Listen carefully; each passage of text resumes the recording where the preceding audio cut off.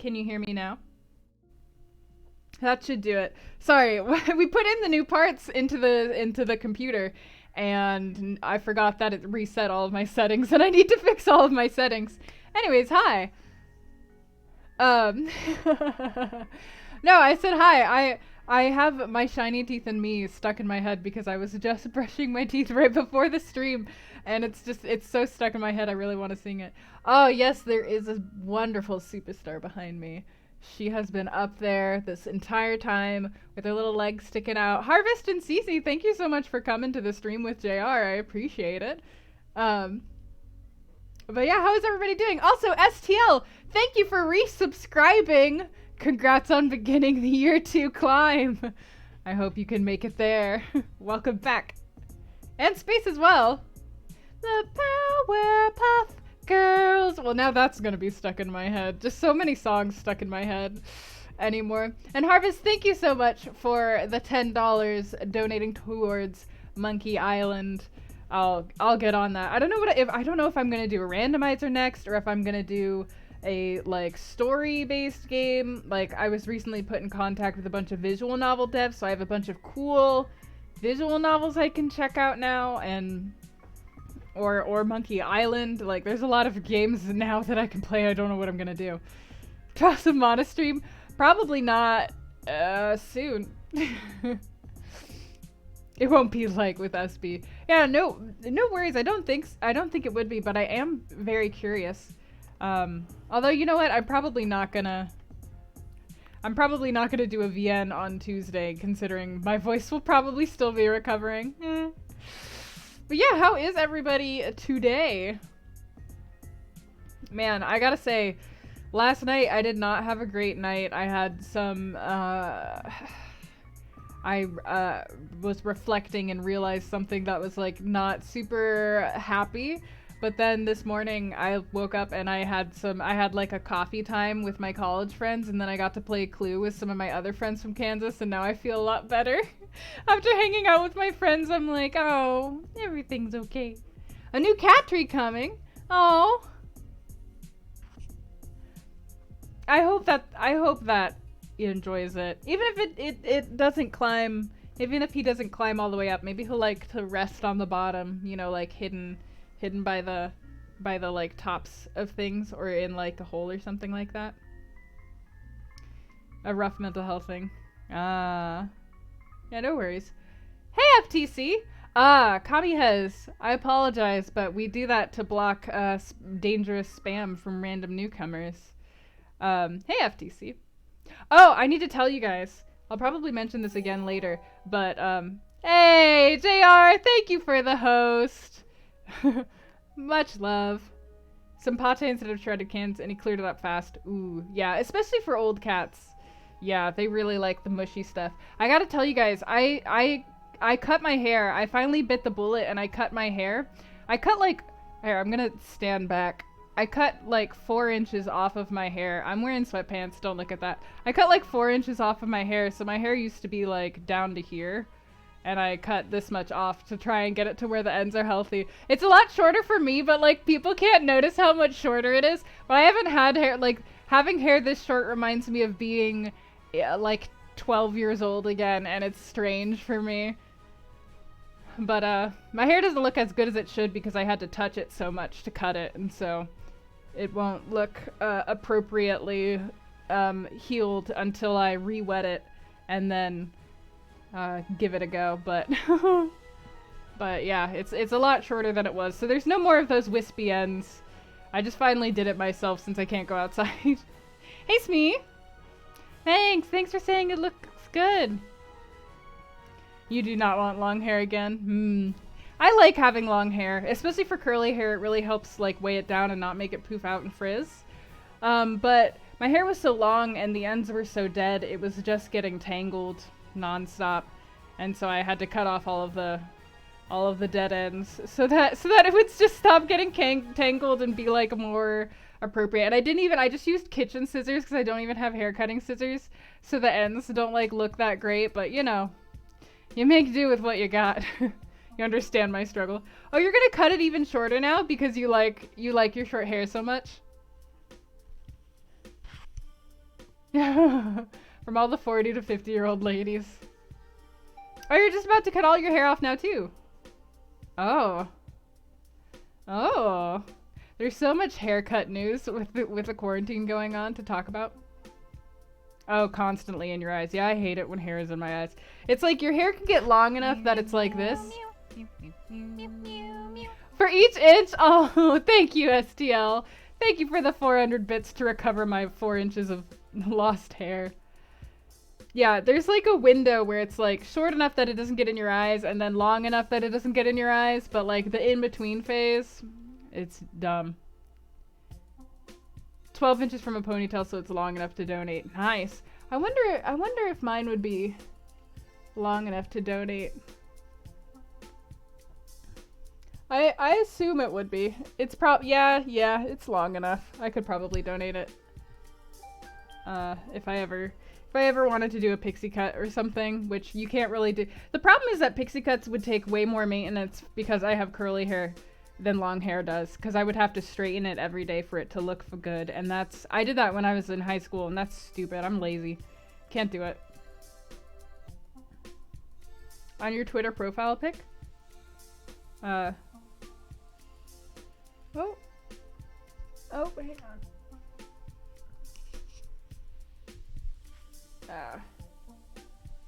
Yep.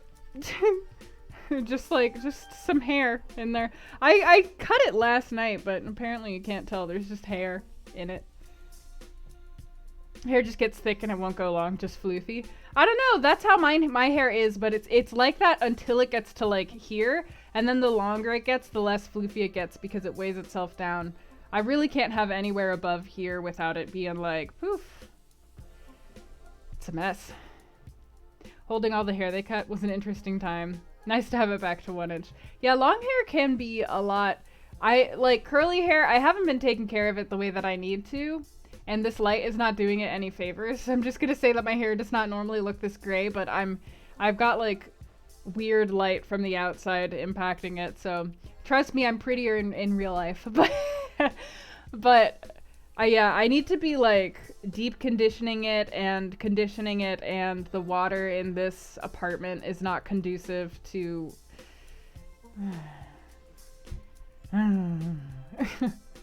Thank you, Cece.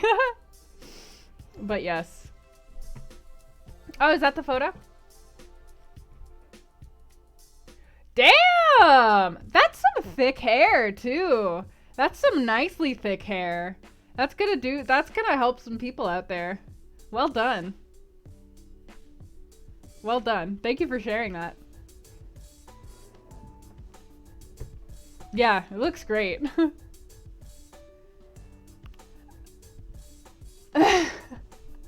Thank you, Harvest. It was a lot cooler after that, yeah.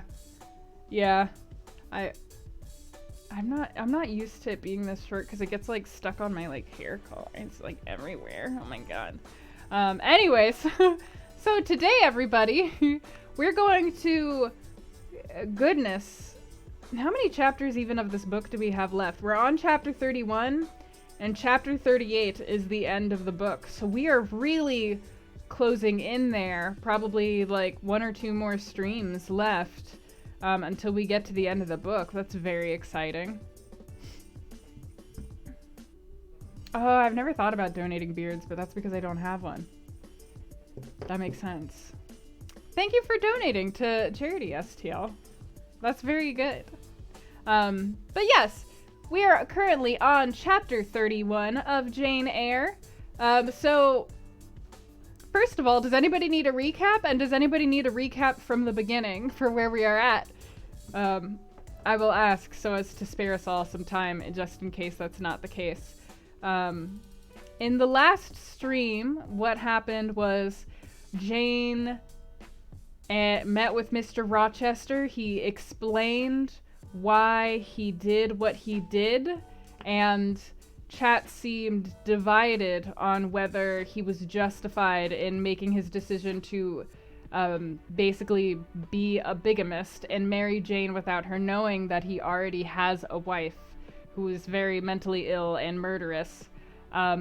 Jane, upon discovering this, chooses to leave, and she leaves in the dead of night and without her belongings. So by the time she like comes across a coach, gets in the coach and rides off into the distance, and by the time she runs out of money, she leaves her belongings in the coach. She doesn't have anything. She wanders through the countryside for like 3 days, starving to death and like begging food occasionally from people who will give it to her, but nobody like trusts her enough to help her out until she collapses at the door of a family. I'm forgetting what their name is, but a family, the head of the house there being a man who is a pastor, reverend, or something like that.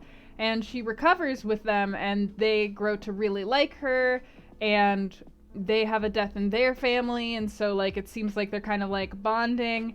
And eventually this reverend finds Jane a new station, teaching a school of poor farming girls, as part of like a charitable not institution, but as part of charity on behalf of the wealthier family in the town.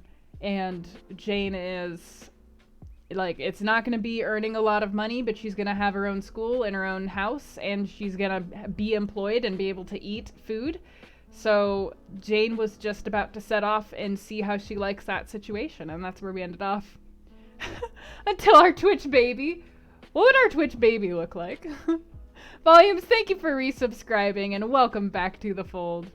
Eating food is very important. Honestly, the descriptions of Jane recovering from weakness and like malnourishment are very, like, they hit close to home for me, because that's when I was really, really sick, that was the thing that I was dying from, was my body couldn't absorb the nutrients of the food that I was eating.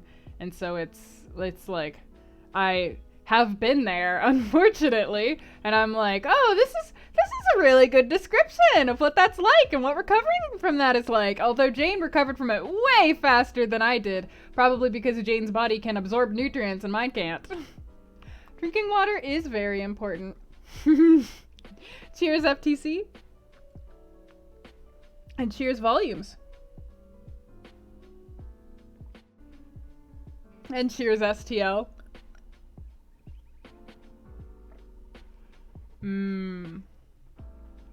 Could have been happy together with nobody else the wiser. The thing that is different about the time period that this book takes place in, though, is that they did very firmly believe in like souls and God and sin, and so he would have been enticing Jane to commit a sin against her knowledge and dedicating her soul to hell. So nobody would be the wiser. Technically, nobody would have been hurt, but Jane ultimately would have been condemned to hell in everlasting life, which is like a theme of this book. Like, the afterlife is a theme of this book, so I think we're meant to take that harm as a very real harm. Yeah. Yeah, it's, But yeah, it did seem like most people in chat felt bad for Mr. Rochester and like didn't necessarily agree with him, but didn't necessarily hate him. They didn't really, seems like most people didn't super know how to feel about him after that, but it wasn't an overtly negative feeling, which I find fascinating. I'm so curious. There's something coming up in this book that I've never actually discussed with another person who's read this book. And so I have a very strong reaction to it, and I'm very curious about whether chat is going to have the same reaction as me, or whether my reaction is overblown, personally. So I'm super curious. We are going to get ready to start reading. We are on chapter 31, ! PDF if you want to follow along. But also this song is almost over, and it's pretty much a bop, so give me a second.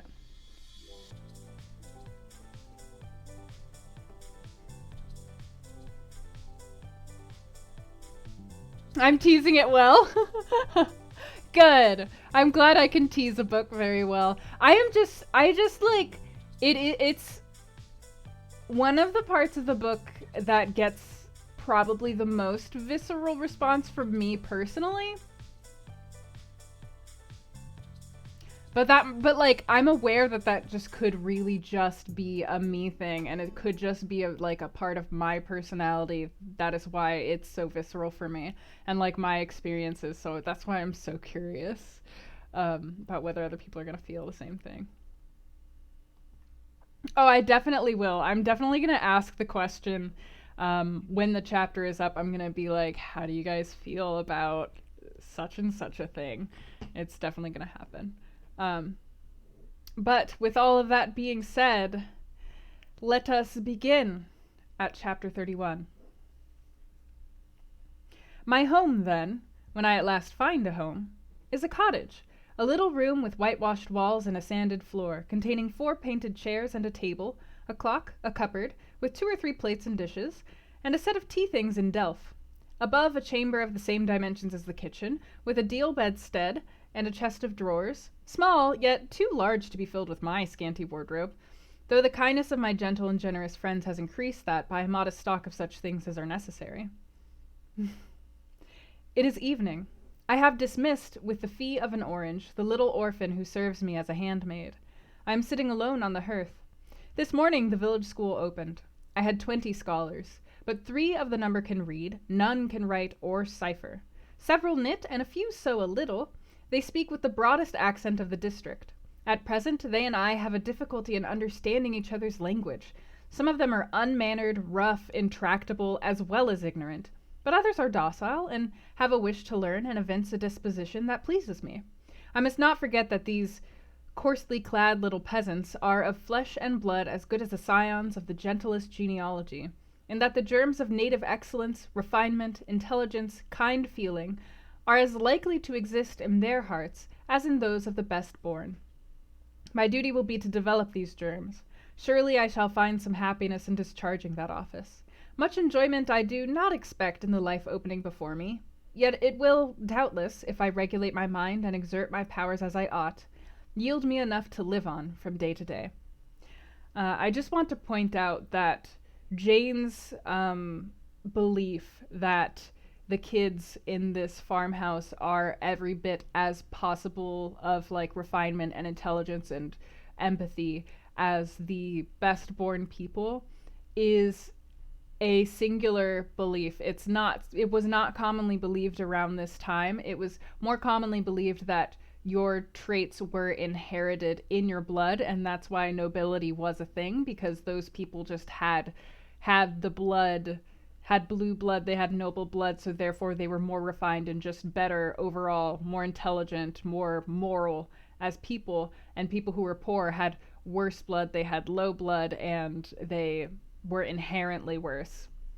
So Jane's like belief that if she teaches them well, they can do as well as the noble families is actually very abnormal at this time, and is like, I think, evidence of the past experiences that we saw in the beginning of the book.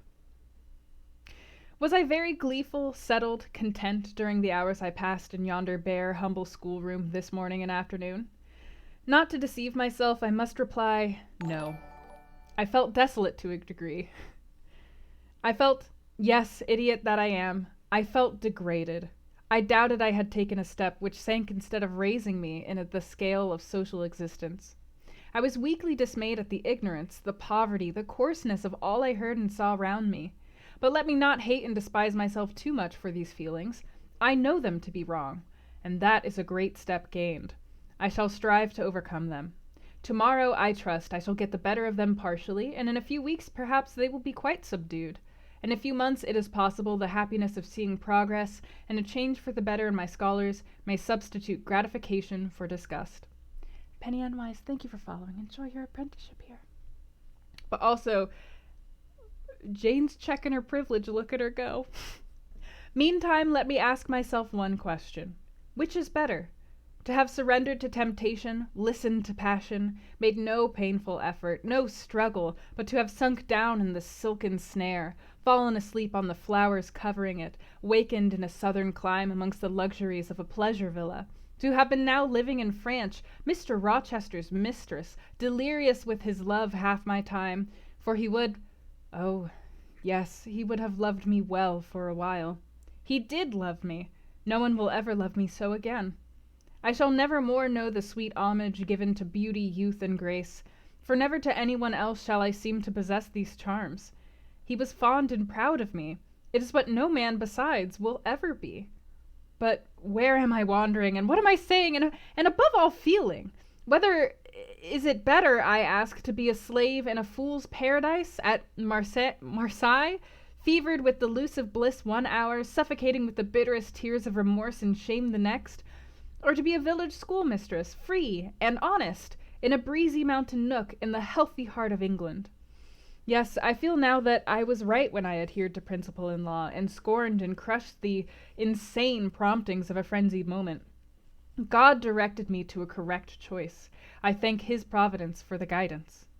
Having brought my eventide musings to this point, I rose, went to my door, and looked at the sunset of the harvest day, and at the quiet fields before my cottage, which, with the school, was distant 1/2 a mile from the village.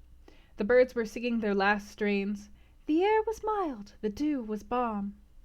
While I looked, I thought myself happy, and was surprised to find myself ere long weeping. And why?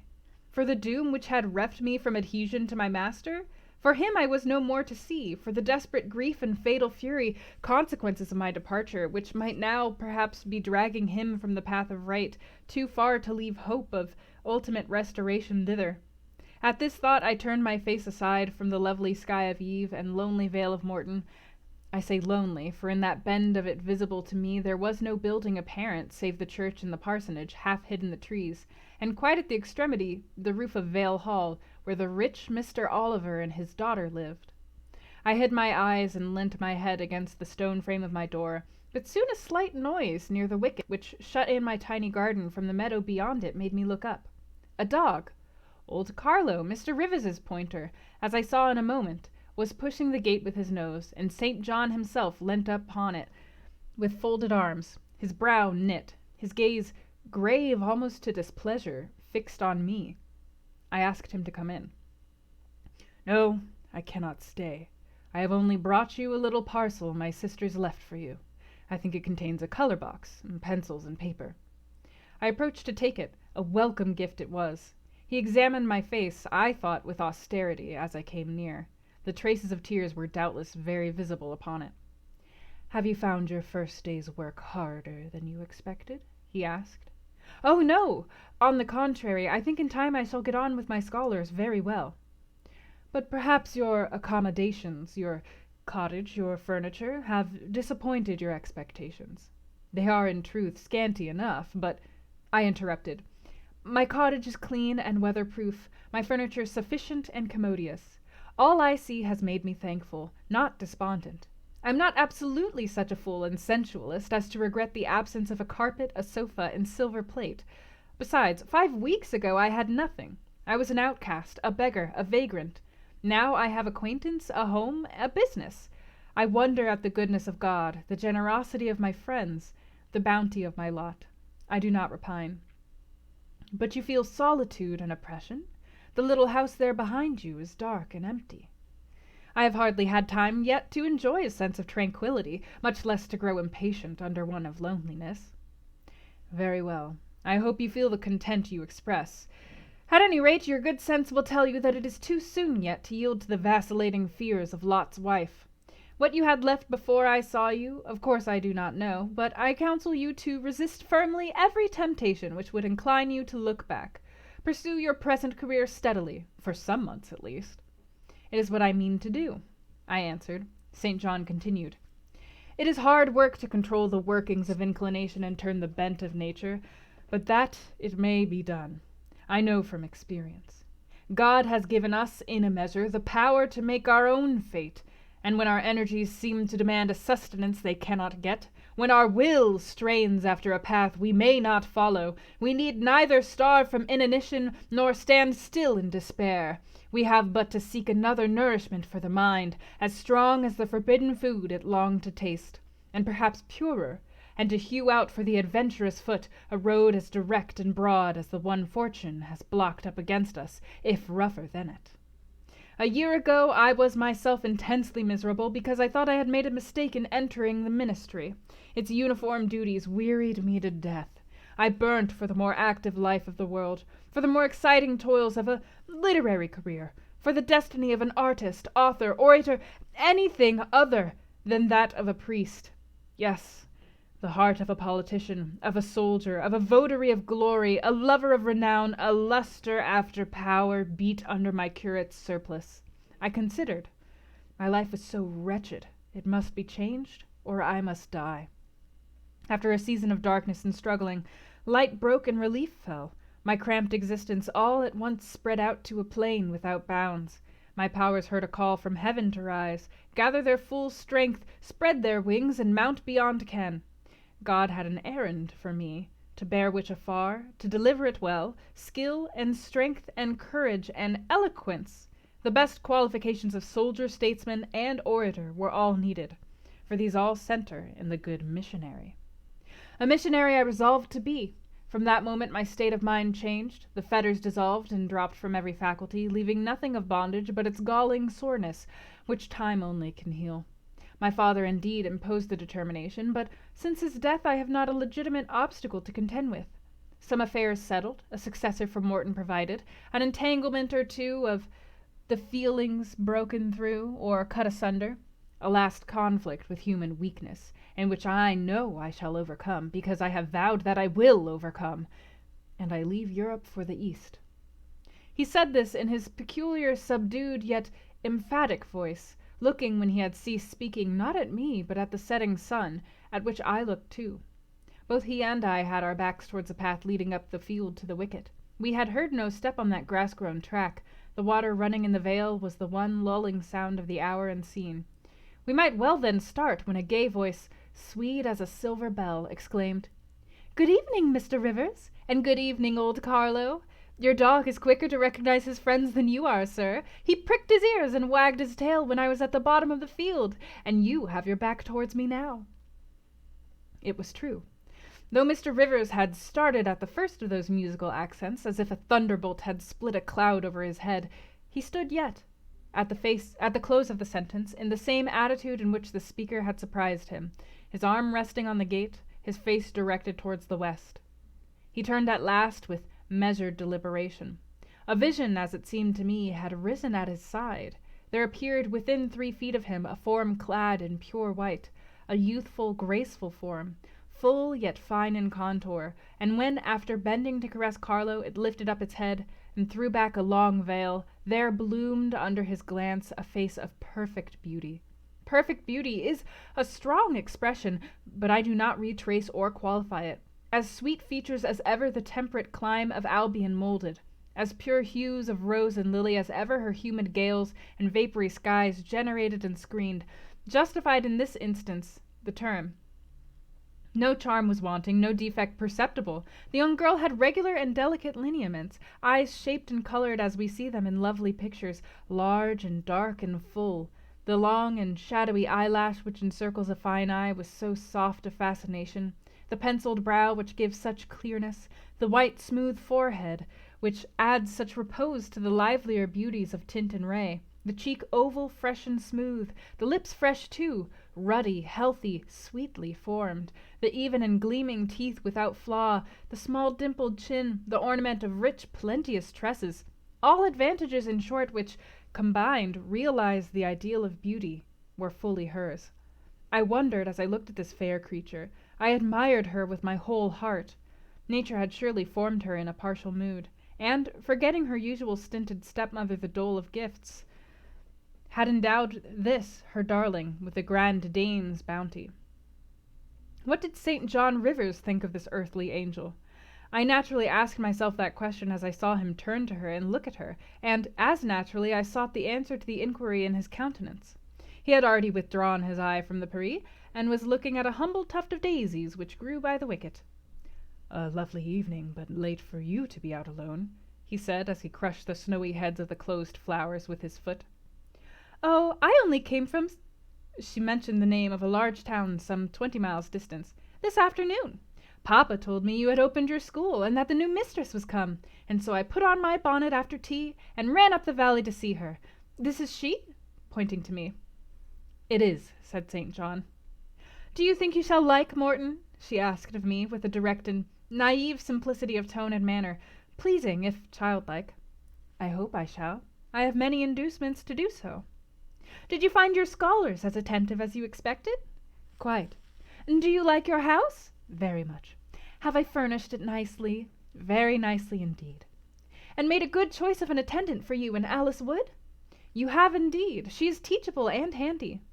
This, then, I thought, is Miss Oliver, the heiress, favored, it seems, in the gifts of fortune as well in those of nature. What happy combination of the planets presided over her birth, I wonder? I shall come up and help you to teach sometimes, she added. It will be a change for me to visit you now and then, and I like a change. Mr. Rivers, I have been so gay during my stay at last night, or rather this morning, I was dancing till 2 o'clock. The regiment are stationed there since the riots, and the officers are the most agreeable men in the world. They put all our young knife-grinders and scissor merchants to shame. It seemed to me that Mr. St. John's upper lip protruded, and his underlip protruded, and his upper lip curled a moment. His mouth certainly looked a good deal compressed, and the lower part of his face unusually stern and square, as the laughing girl gave him this information. He lifted his gaze, too, from the daisies and turned it on her. An unsmiling, a searching, a meaning gaze it was. She answered it with a second laugh, and laughter well became her youth, her roses, her dimples, her bright eyes. As he stood mute and grave, she again fell to caressing Carlo. "Poor Carlo loves me," said she. "He is not stern and distant to his friends, and if he could speak, he would not be silent." As she patted the dog's head, bending with native grace before his young and austere master, I saw a glow rise to that master's face. I saw his solemn eye melt with sudden fire, and flicker with resistless emotion. Flushed and kindled thus, he looked nearly as beautiful for a man as she for a woman. His chest heaved once, as if his large heart, weary of despotic constriction, had expanded, despite the will, and made a vigorous bound for the attainment of liberty. But he curbed it, I think, as resolute rider would curb a rearing steed. He responded neither by word nor movement to the gentle advances made him. "Papa says you never come to see us now," continued Miss Oliver, looking up. "You are quite a stranger at Vale Hall. He is alone this evening, and not very well. Will you return with me and visit him?" "It is not a seasonable hour to intrude on Mr. Oliver," answered St. John. "Not a seasonable hour? But I declare it is. It is just the hour when Papa most wants company, when the works are closed and he has no business to occupy him. Now, Mr. Rivers, do come. Why are you so very shy and so very somber?"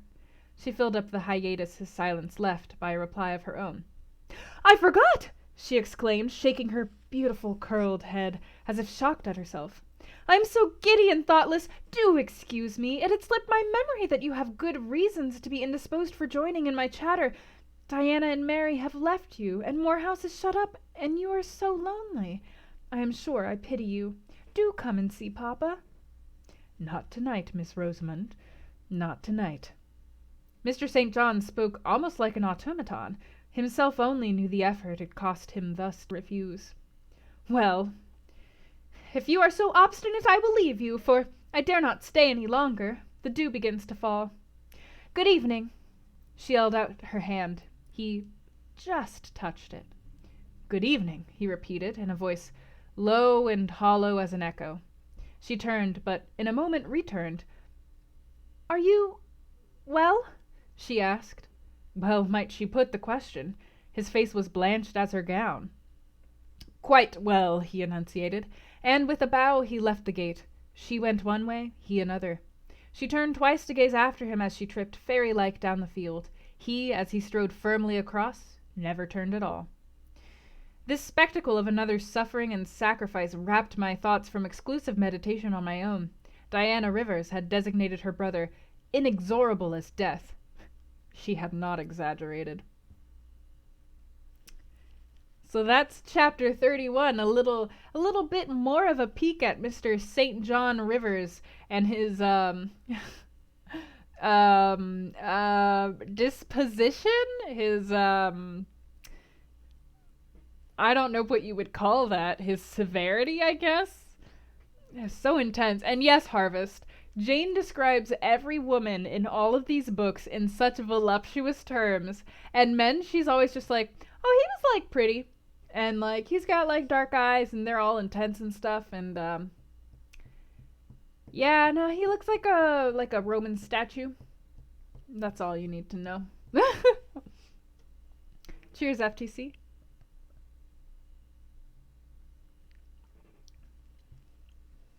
It was a bit of a shorter chapter, though. So if nobody has anything to say, I will continue on to chapter 32.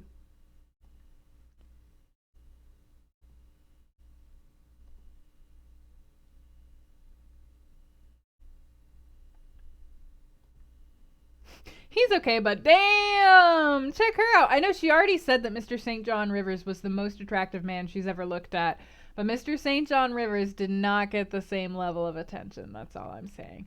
I'm just saying there's you could make an ample argument for Jane being a lesbian, but not like or being pan or bi or something, but being into women and not being super aware of it because who's into women in those days? How much you love this book. I love this book too. Hello, updated name. There's some weebs in the chat, yeah? The meme with the guy looking at the other girl, but instead of her BF, she is looking at a girl, yeah. Yeah, she is that meme. She's like, ooh. Yeah. Them ladies be hot. And you know what, Jane? I understand. I'm basically the same way. I'm like, men are alright, but have you ever seen boobs, though? It's fine. It's fine. Oh, dear. Alright, I'll just keep going. Chapter 32. I continued the labors of the village school as actively and faithfully as I could. It was truly hard work at first. Some time elapsed before, with all of my efforts, I could comprehend my scholars and their nature. Wholly untaught, with faculties quite torpid, they seemed to me hopelessly dull. And at first sight, all dull alike. But I soon found I was mistaken. There was a difference amongst them as amongst the educated, and when I got to know them, and they me, this difference rapidly developed itself. Their amazement at me, my language, my rules and ways, once subsided, I found some of these heavy-looking, gaping rustics wake up into sharp-witted girls enough. Many showed themselves obliging and amiable too, and I discovered amongst them not a few examples of natural politeness and innate self-respect, as well as of excellent capacity that won both my goodwill and my admiration. These soon took a pleasure in doing their work well, and keeping their persons neat, in learning their tasks regularly, in acquiring quiet and orderly manners. The rapidity of their progress in some instances was even surprising, and an honest and happy pride I took in it. Besides, I began personally to like some of the best girls, and they liked me. I had amongst my scholars several elements of grammar, geography, history, and the finer kinds of needlework. I found estimable characters amongst them, characters desirous of information and disposed for improvement, with whom I passed many a pleasant evening hour in their own homes. Their parents then, the farmer and his wife, loaded me with attentions. There was an enjoyment in accepting their simple kindness, and in repaying it by a consideration, a scrupulous regard to their feelings, to which they were not perhaps at all times accustomed, and which both charmed and benefited them, because while it elevated them in their own eyes, it made them emulous to merit the deferential treatment they received. Hey, Catherine. Three-eyed clover. Correct. I'm actually pan, so yes, every gender. But also the female form, though. I felt I became a favorite in the neighborhood. Whenever I went out, I heard on all sides cordial salutations, and was welcomed with friendly smiles. To live amidst general regard, though it be but the regard of working people, is like sitting in sunshine, calm and sweet. Serene inward feelings bud and bloom under the ray. At this period of my life, my heart far oftener swelled with thankfulness than sank in dejection.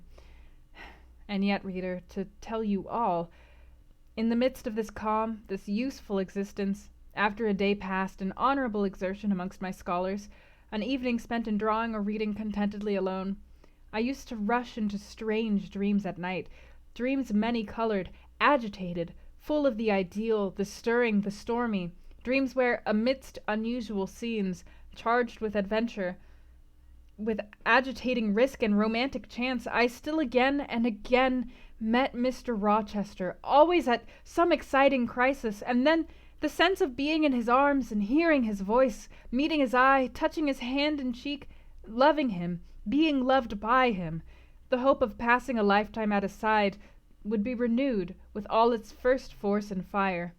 Then I awoke. Then I recalled where I was, and how situated. Then I rose up on my curtainless bed, trembling and quivering, and then the still dark night witnessed the convulsion of despair, and heard the burst of passion. By 9 o'clock the next morning I was punctually opening the school, tranquil, settled, and prepared for the steady duties of the day. Rosamond Oliver kept her word in coming to visit me. Her call at the school was generally made in the course of her morning ride. She would canter up to the door on her pony, followed by a mounted livery servant. Anything more exquisite than her appearance in her purple habit, with her Amazon's cap of black velvet placed gracefully above the long curls that kissed her cheek and floated to her shoulders, can scarcely be imagined, and it was thus she would enter the rustic building and glide through the dazzled ranks of the village children. She generally came at the hour when Mr. Rivers was engaged in giving his daily catechizing lesson. Keenly, I fear, did the eye of the visitress pierce the young pastor's heart. A sort of instinct seemed to warn him of her entrance, even when he did not see it, and when he was looking quite away from the door. If she appeared at it, his cheek would glow, and his marble-seeming features, though they refused to relax, changed indescribably, and in their very quiescence became expressive of a repressed fervor stronger than working muscle or darting glance could indicate. Of course, she knew her power. Indeed, he did not, because he could not conceal it from her. In spite of his Christian stoicism, when she went up and addressed him and smiled gaily, encouragingly, even fondly in his face, his hand would tremble and his eye burn. He seemed to say with his sad and resolute look, if he did not say it with his lips, "I love you, and I know you prefer me. It is not despair of success that keeps me dumb. If I offered my heart, I believe you would accept it, but that heart is already laid on a sacred altar. The fire is arranged round it. It will soon be no more than a sacrifice consumed." And then she would pout like a disappointed child. A pensive cloud would soften her radiant vivacity. She would withdraw her hand hastily from his, and turn in transient petulance from his aspect, at once so heroic and so martyr-like. St. John, no doubt, would have given the world to follow, recall, and retain her when she thus left him, but he would not give one chance of heaven, nor relinquish for the Elysium of her love one hope of the true eternal paradise. Besides, he could not bind all that he had in his nature, the rover, the aspirant, the poet, the priest, in the limits of a single passion. He could not, he would not, renounce his wild field of mission warfare for the parlors and the peace of Vale Hall. I learned so much from himself in an inroad I once, despite his reserve, had the daring to make on his confidence. Miss Oliver already honored me with frequent visits to my cottage. I had learnt her whole character, which was without mystery or disguise. She was coquettish, but not heartless; exacting, but not worthlessly selfish.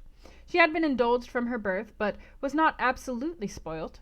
She was hasty, but good-humoured; vain— she could not help it, when every glance in the glass showed her such a flush of loveliness— but not affected; liberal-handed, innocent of the pride of wealth, ingenuous, sufficiently intelligent, gay, lively, and unthinking. She was very charming, in short, even to a cool observer of her own sex like me, but she was not profoundly interesting or thoroughly impressive.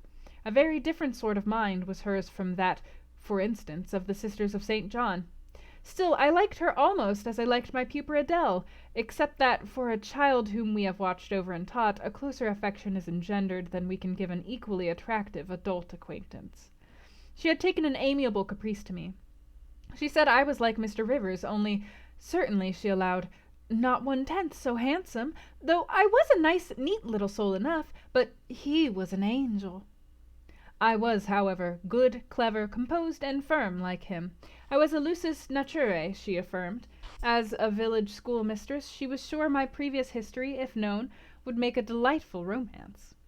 One evening, while, with her usual childlike activity and thoughtless yet not offensive inquisitiveness, she was rummaging the cupboard and the table drawer of my little kitchen, she discovered first 2 French books, a volume of Schiller, a German grammar and dictionary, and then my drawing materials and some sketches, including a pencil head of a pretty little cherub-like girl, one of my scholars, and sundry views from nature, taken in the Vale of Morton and on the surrounding moors. She was first transfixed with surprise, and then electrified with delight. Had I done these pictures? Did I know French and German? What a love! What a miracle I was! I drew better than her master in the first school in Sydney. Would I sketch a portrait of her to show to papa? With pleasure, I replied, and I felt a thrill of artist delight at the idea of copying from so perfect and radiant a model. She had then on a dark blue silk dress, her arms and her neck were bare, her only ornament was her chestnut tresses, which waved over her shoulders with all the wild grace of natural curls. I took a sheet of fine cardboard and drew a careful outline. I promised myself the pleasure of coloring it, and as it was getting late then, I told her she must come and sit another day. She made such a report of me to her father that Mr. Oliver himself accompanied her the next evening, a tall, massive-featured, middle-aged, and grey-headed man, at whose side his lovely daughter looked like a bright flower near a hoary turret. He appeared a taciturn and perhaps a proud personage, but he was very kind to me. The sketch of Rosamond's portrait pleased him highly. He said I must make a finished picture of it. He insisted, too, on my coming the next day to spend the evening at Vale Hall. I went. I found it a large, handsome residence, showing abundant evidences of wealth in the proprietor. Rosamond was full of glee and pleasure all the time I stayed. Her father was affable, and when he entered into conversation with me after tea, he expressed in strong terms his approbation of what I had done in Morton School, and said he only feared from what he saw and heard I was too good for the place, and would soon quit it for one more suitable. "Indeed," cried Rosamond, "she is clever enough to be a governess in a high family, papa." I thought I would far rather be where I am than in any high family in the land. Mr. Oliver spoke of Mr. Rivers, of the Rivers family, with great respect.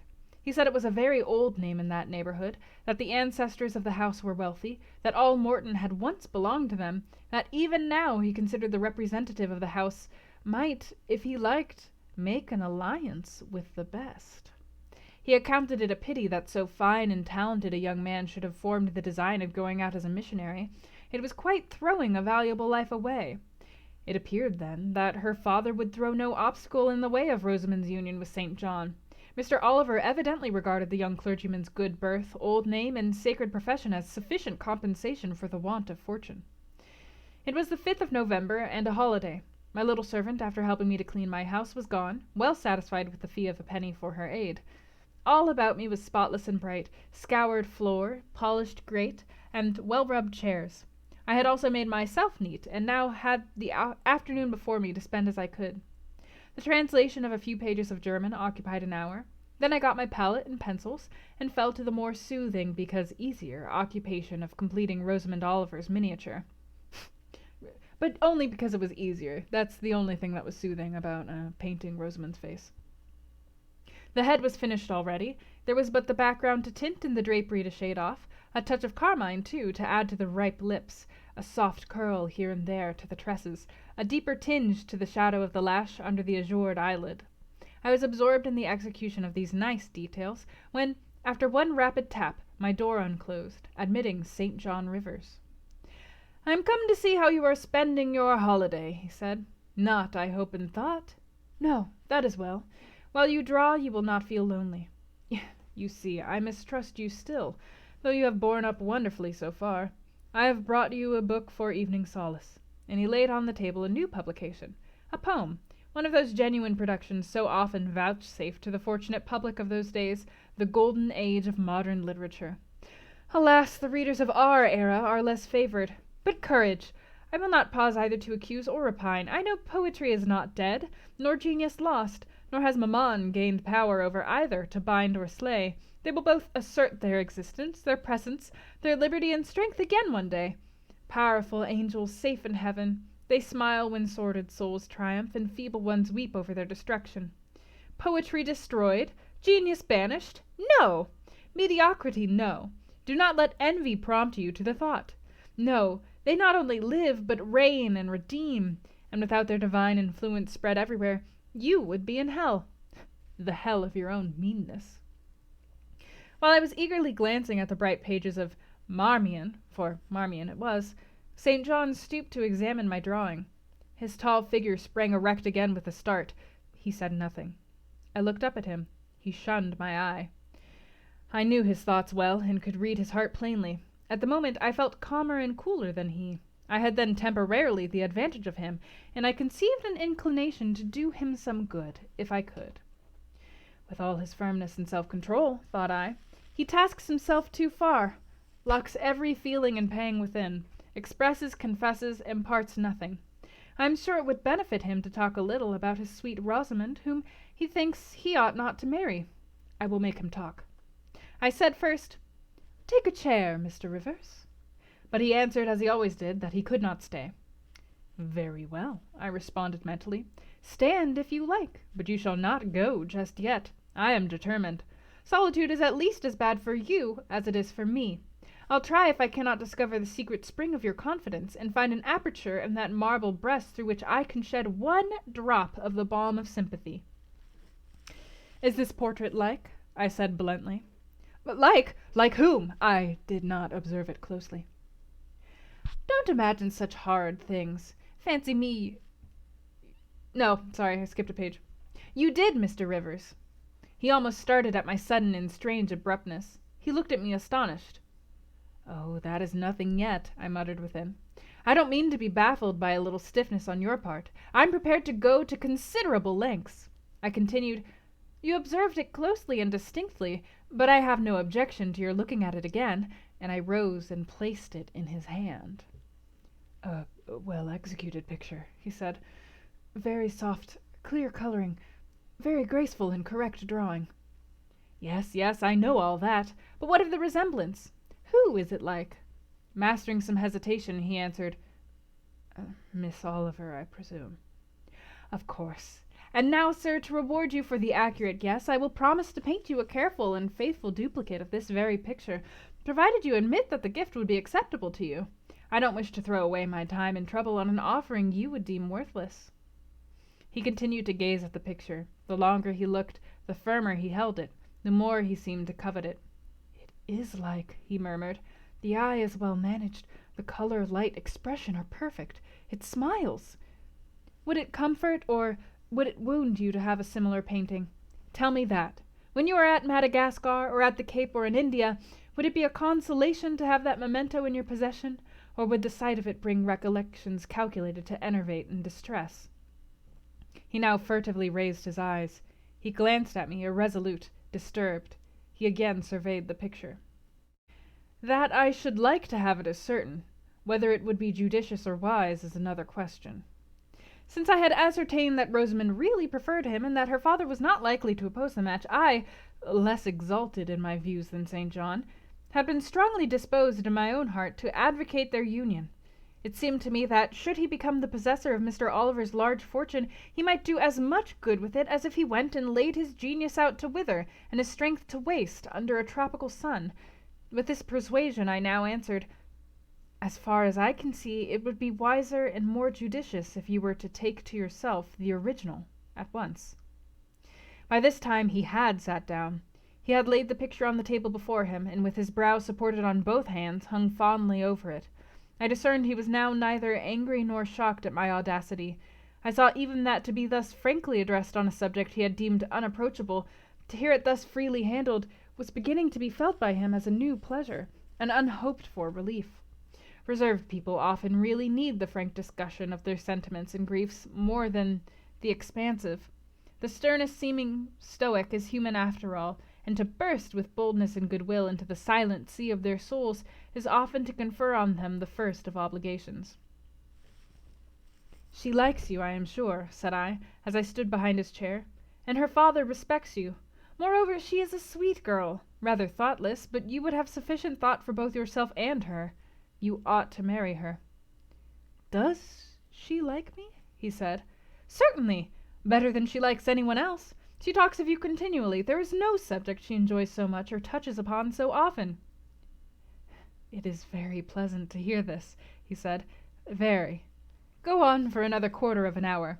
And he actually took out his watch and laid it upon the table to measure the time. "But where is the use of going on," I asked, "when you are probably preparing some iron blow of contradiction, or forging a fresh chain to fetter your heart?"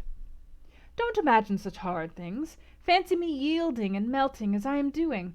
human love rising like a freshly opened fountain in my mind, and overflowing with sweet inundation all the field I have so carefully and with such labor prepared, so assiduously sown with the seeds of good intentions, of self-denying plans. And now it is deluged with a nectarous flood, the young germs swamped, delicious poison cankering them. Now I see myself stretched on an ottoman in the drawing-room at Vale Hall, at my bride Rosamond Oliver's feet. She is talking to me with her sweet voice, gazing down on me with those eyes your skilful hand has copied so well, smiling at me with these coral lips. She is mine. I am hers. This present life and passing world suffice to me. Hush! Say nothing. My heart is full of delight. My senses are entranced. Let the time I marked pass in peace. I humored him. The watch ticked on. He breathed fast and low. I stood silent. Amidst this hush, the quartet sped. He replaced the watch, laid the picture down, rose, and stood on the hearth. Now, said he, that little space was given to delirium and delusion. I rested my temples on the breast of temptation, and laid my neck voluntarily under her yoke of flowers. I tasted her cup. The pillow was burning.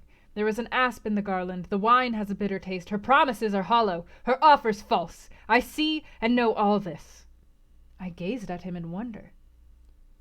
It is strange, pursued he, that while I love Rosamond Oliver so wildly, with all the intensity indeed of a first passion, the object of which is exquisitely beautiful, graceful, fascinating, I experience at the same time a calm, unwarped consciousness that she would not make me a good wife, that she is not the partner suited to me, that I should discover this within a year after marriage, and that to 12 months' rapture would succeed a lifetime of regret. This I know. Strange indeed, I could not help ejaculating. While something in me, he went on, is acutely sensible to her charms, something else is as deeply impressed with her defects. They are such that she could sympathize in nothing I aspired to, cooperate in nothing I undertook. Rosamond, a sufferer, a laborer, a female apostle. Rosamond, a missionary's wife? No.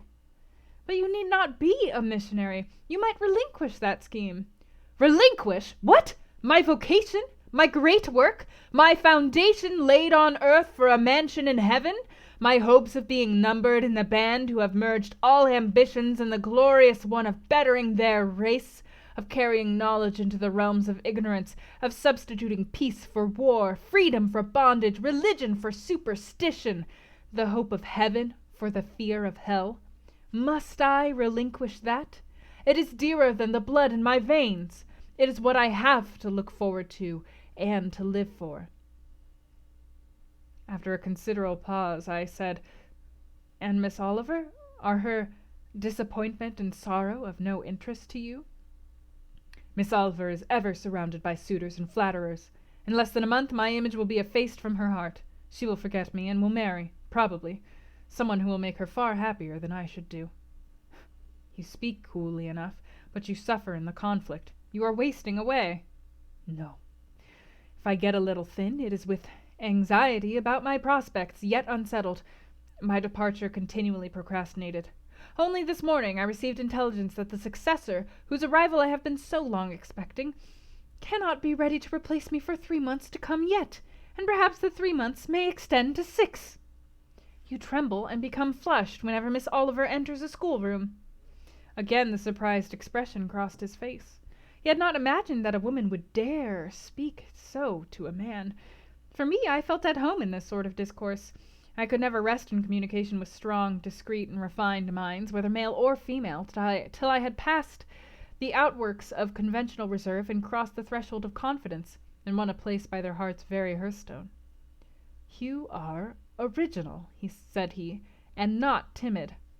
There is something brave in your spirit, as well as the penetrating in your eye. But allow me to assure you that you partially misinterpret my emotions. You think them more profound and potent than they are. You give me a larger allowance of sympathy than I have a just claim to. When I color, and when I shade before Miss Oliver, I do not pity myself. I scorn the weakness. I know it is ignoble, a mere fever of the flesh, not, I declare, the convulsion of the soul. That is just as fixed as a rock, firm set in the depths of a restless sea. know me to be what I am, a cold, hard man." I smiled incredulously. "You have taken my confidence by storm," he continued, "and now it is as much as at your service. I am simply in my original state, stripped of that blood-bleached robe with which Christianity covers human deformity, a cold, hard, ambitious man. Natural affection only of all the sentiments has permanent power over me. Reason, and not feeling, is my guide. My ambition is unlimited, my desire to rise higher, to do more than others, insatiable. I honor endurance, perseverance, industry, talent, because these are the means by which men achieve great ends and mount to lofty eminence. I watch your career with interest because I consider you a specimen of a diligent, orderly, energetic woman, not because I deeply compassionate what you have gone through, or what you still suffer." "You would describe yourself as a mere pagan philosopher," I said. "No. There is a difference between me and deistic philosophers. I believe the gospel. You missed your epithet. I am not a pagan, but a Christian philosopher, a follower of the sect of Jesus. As his disciple, I adopt his pure, his merciful, his benignant doctrines. I advocate them. I am sworn to spread them. Won in youth to religion, she has cultivated my original qualities thus. From the minute germ, natural affection, she has developed the overshadowing tree, philanthropy. From the wild, stringy root of human uprightness, she has reared a due sense of the divine justice. Of the ambition to win power and renown for my wretched self, she has formed the ambition to spread my Master's kingdom, to achieve victories for the standard of the cross. So much has religion done for me, turning the original materials to the best account, pruning and training nature. But you could not eradicate nature, nor will it be eradicated till this mortal shall put on immortality." Having said this, he took his hat, which lay on the table beside my pallet. Once more he looked at the portrait. "She is lovely," he murmured. "She is well named the Rose of the World, indeed. And may I not paint one like it for you?" "Cui bono? No." He drew over the picture the sheet of thin paper on which I was accustomed to rest my hand in painting, to prevent the cardboard from being sullied. What he suddenly saw on this blank paper it was impossible for me to tell, but something had caught his eye. He took it up with a snatch, he looked at the edge, then shot a glance at me, inexpressibly peculiar and quite incomprehensible, a glance that seemed to take and make note of every point in my shape, face, and dress, for it traversed all, quick, keen as lightning. His lips parted as if to speak, but he checked the coming sentence, whatever it was. "What is the matter?" I asked. "Nothing in the world," was the reply, and replacing the paper I saw him dexterously tear a narrow slip from the margin. It disappeared in his glove, and with one hasty nod and "Good afternoon," he vanished. "Well," I exclaimed, using an expression of the district, "that caps the globe, however." I, in my turn, scrutinized the paper, but saw nothing on it save a few dingy stains of paint where I had tried the tint in my pencil. I pondered the mystery a minute or two, but finding it insolvable and being certain it could not be of much moment, I dismissed and soon forgot it. And there was chapter 32. Ooh, next chapter is a good one. So what are y'all's impressions of St. John River so far, and poor Miss Oliver and their ill-fated love? God, poor Miss Oliver. What are your impressions? Do you think that he's being stupid, or do you think he's being admirable in his dedication to the hashtag cause? Cheers, FTC.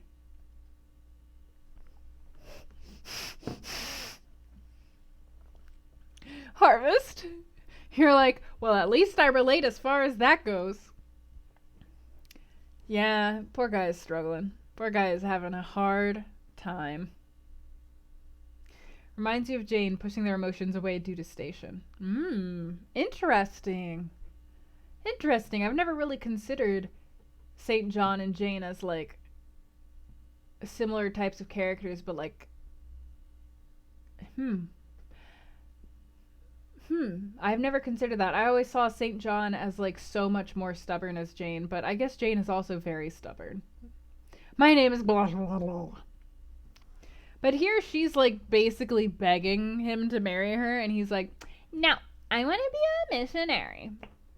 Because I was called to God, and God, I was a bad person before I found God, and now I'm a better person because I'm gonna be a missionary, and so perhaps it's rude for me to talk about him in that way, but you get that he feels he has a greater calling and that he's putting his own feelings aside for it, which you think was something they did at the time. I don't know that much about people who went to Africa to become missionaries. Yeah, I don't know much about people who did that voluntarily. I haven't read any examples of literature aside from Jane Eyre or like documents or anything like that for what the particular reasons were that people went out to do that. Whether it was like mostly religious based or whether there were other factors. For him, there clearly are other factors, and those factors are glory. He wants to basically achieve greatness in something, and so he feels he can achieve greatness as a missionary. I can't marry her because she wouldn't enjoy the life I live. Yeah, he's so dedicated to his missionary cause that, and it's true, she probably wouldn't. She sounds like she wouldn't enjoy it. But like, dude,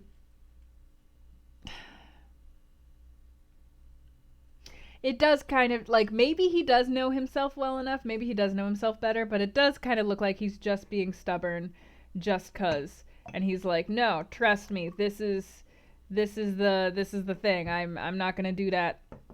I'm not yeah, I don't know. I don't know.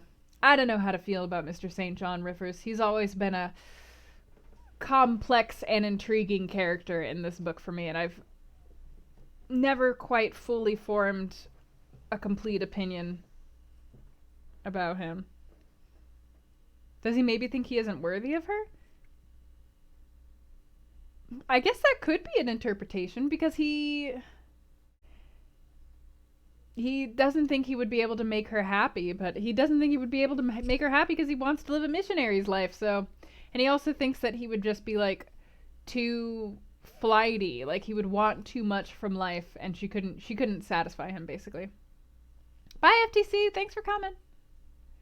Yeah, she couldn't satisfy him basically. I think is how he feels about it. Um,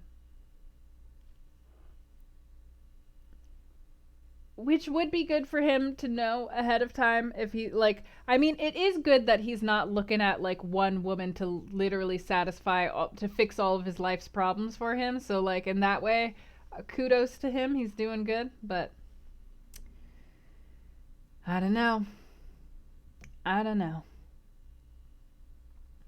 It does really show us his character very well though. He is a stubborn guy.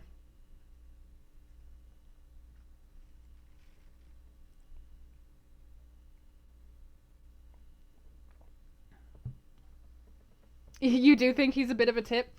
Yeah, do you guys like him? I'm curious. Do you like him or do you dislike him? Or are you ambivalent? Are you like not sure what to think about him the same way I'm not super sure how to feel about him?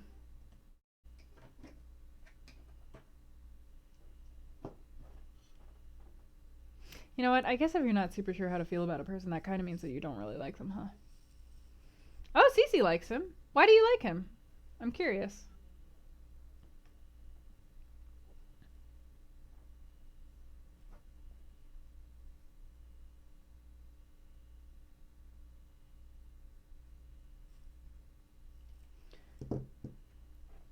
All right.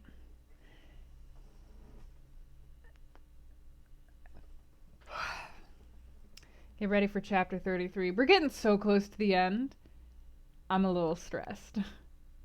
Sort of You don't dislike him, but his character is really at odds with how you feel people should be. Hmm. Interesting. You think the amount of discipline that he's holding himself to, like, people shouldn't do that. People should be more relaxed about life and not try to force themselves onto a path, essentially? It's been a journey. Because I don't yet have a plan for what to do after book club.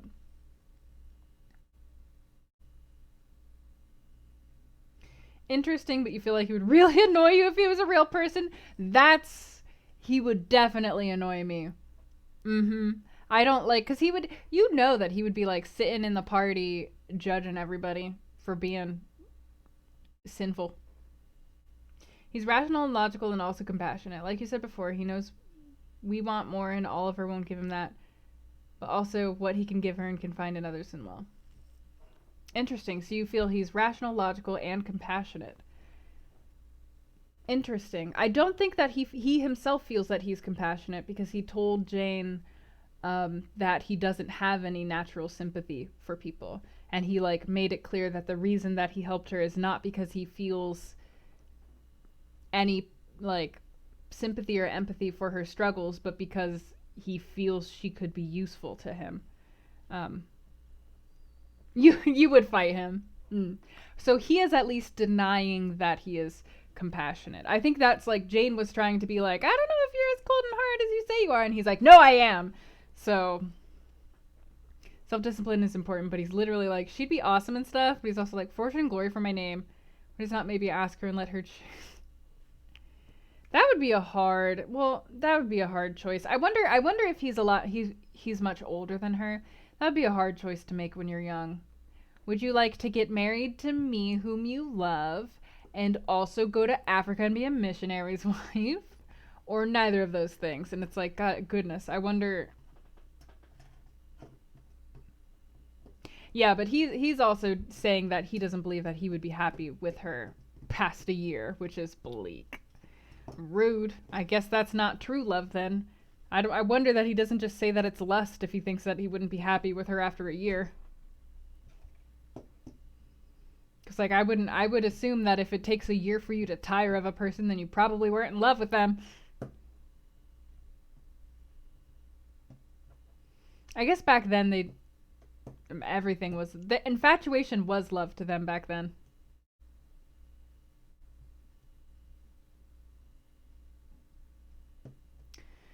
Jane is 19.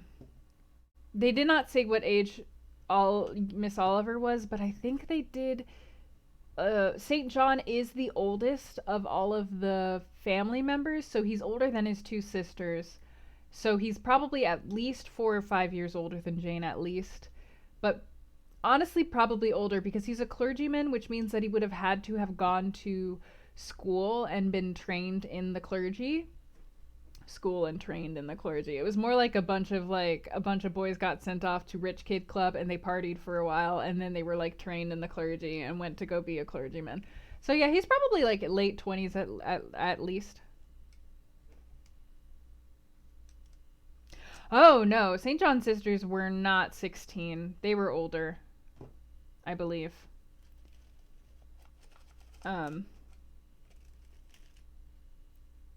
Yeah.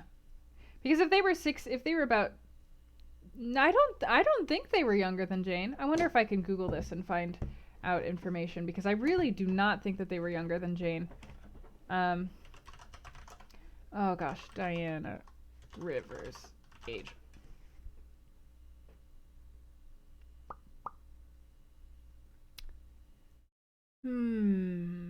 Oh, is there just no information about their ages?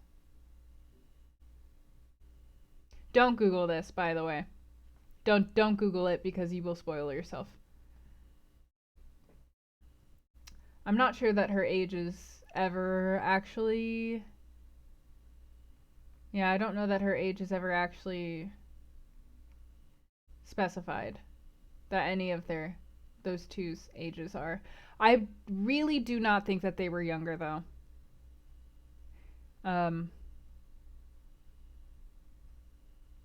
Because if they were younger, they would not be old enough to go and work as governesses, which is what they did. They went off to go work as governesses.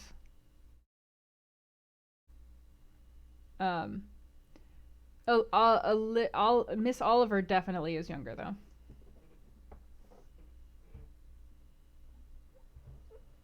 Hey, average raccoon. Yeah. So Cece. Oh.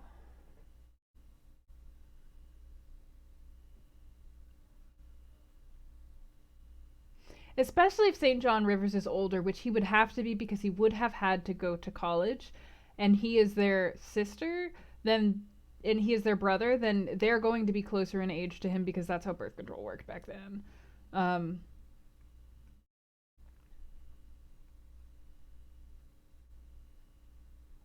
Yeah, I do think that they are older, but that's all I got. Okay, that being said, let's move on to chapter 33. When Mr. St. John went, it was beginning to snow. Hey, Don! Welcome in! The whirling storm continued all night. The next day a keen wind brought fresh and blinding falls. By twilight the valley was drifted up and almost impassable. I had closed my shutter, laid a mat to the door to prevent the snow from blowing in under it, trimmed my fire, and after sitting nearly an hour on the hearth listening to the muffled fury of the tempest, I lit a candle, took down Marmion, and beginning, day set on Norham's castled steep, and Tweed's fair river broad and deep, and Cheviot's mountains lone, the massive towers the donjon keep, the flanking walls that round them sweep, in yellow lustres shone. I soon forgot storm in music. I heard a noise. The wind, I thought, shook the door. No, it was St. John Rivers, who, lifting the latch, came in out of the frozen hurricane, the howling darkness, and stood before me, the cloak that covered his tall figure all white as a glacier. I was almost in consternation, so little had I expected any guest from the blocked-up vale that night. "Any ill news?" I demanded. "Has anything happened?" "No. How very easily alarmed you are," he answered, removing his cloak and hanging it up against the door, towards which he again coolly pushed the mat, which his entrance had deranged. He stamped the snow from his boots. "I shall sully the purity of your floor," said he, "but you must excuse me for once." Then he approached the fire. "I have had hard work to get here, I assure you," he observed, as he warmed his hands over the flame. "One drift took me up to the waist. Happily, the snow is quite soft yet." "But why are you come?" I could not forbear saying. "Rather an inhospitable question to put to a visitor, but since you ask it, I answer simply to have a little talk with you. I got tired of my mute books and empty rooms. Besides, since yesterday I've experienced the excitement of a person to whom a tale has been half told, and who is impatient to hear the sequel." He sat down. I recalled his singular conduct of yesterday, and really I began to fear his wits were touched. If he were insane, however, his was a very cool and collected insanity.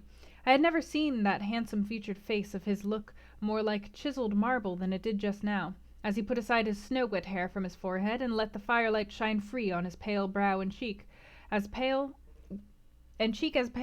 where it grieved me to discover the hollow trace of care or sorrow now so plainly graved.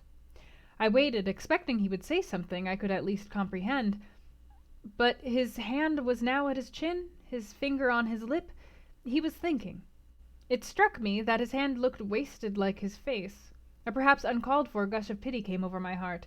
I was moved to say, "I wish Diana or Mary would come and live with you. It is too bad that you should be quite alone, and you are recklessly rash about your own health." "Not at all," said he. "I care for myself when necessary. I am well now. What do you see amiss in me?" This was said with a careless, abstracted indifference, which showed that my solicitude was, at least in his opinion, wholly superfluous. I was silenced.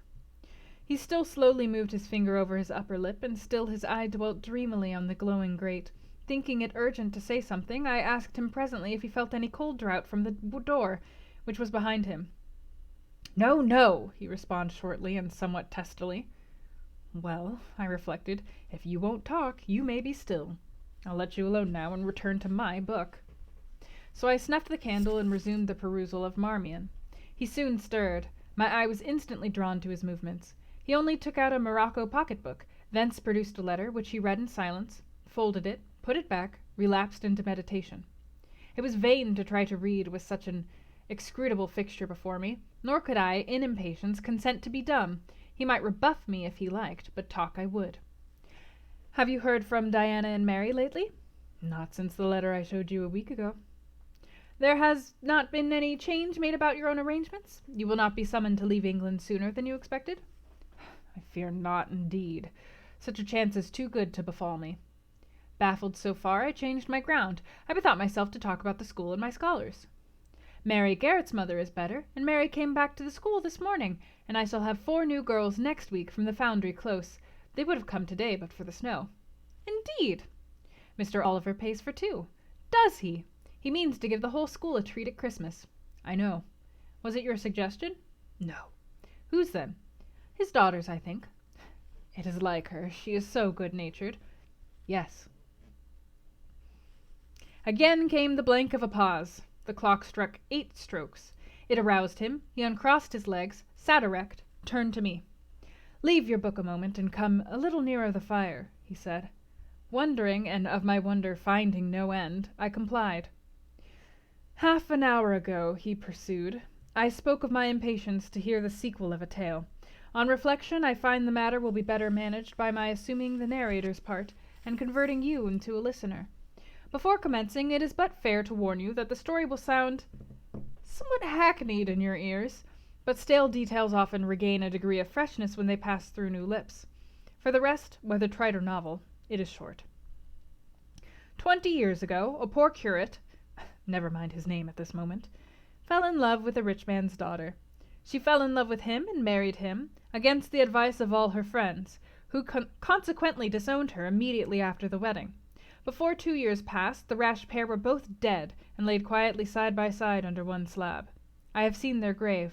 It formed part of the pavement of a huge churchyard surrounding the grim, soot-black old cathedral of an overgrown manufacturing town in Shire.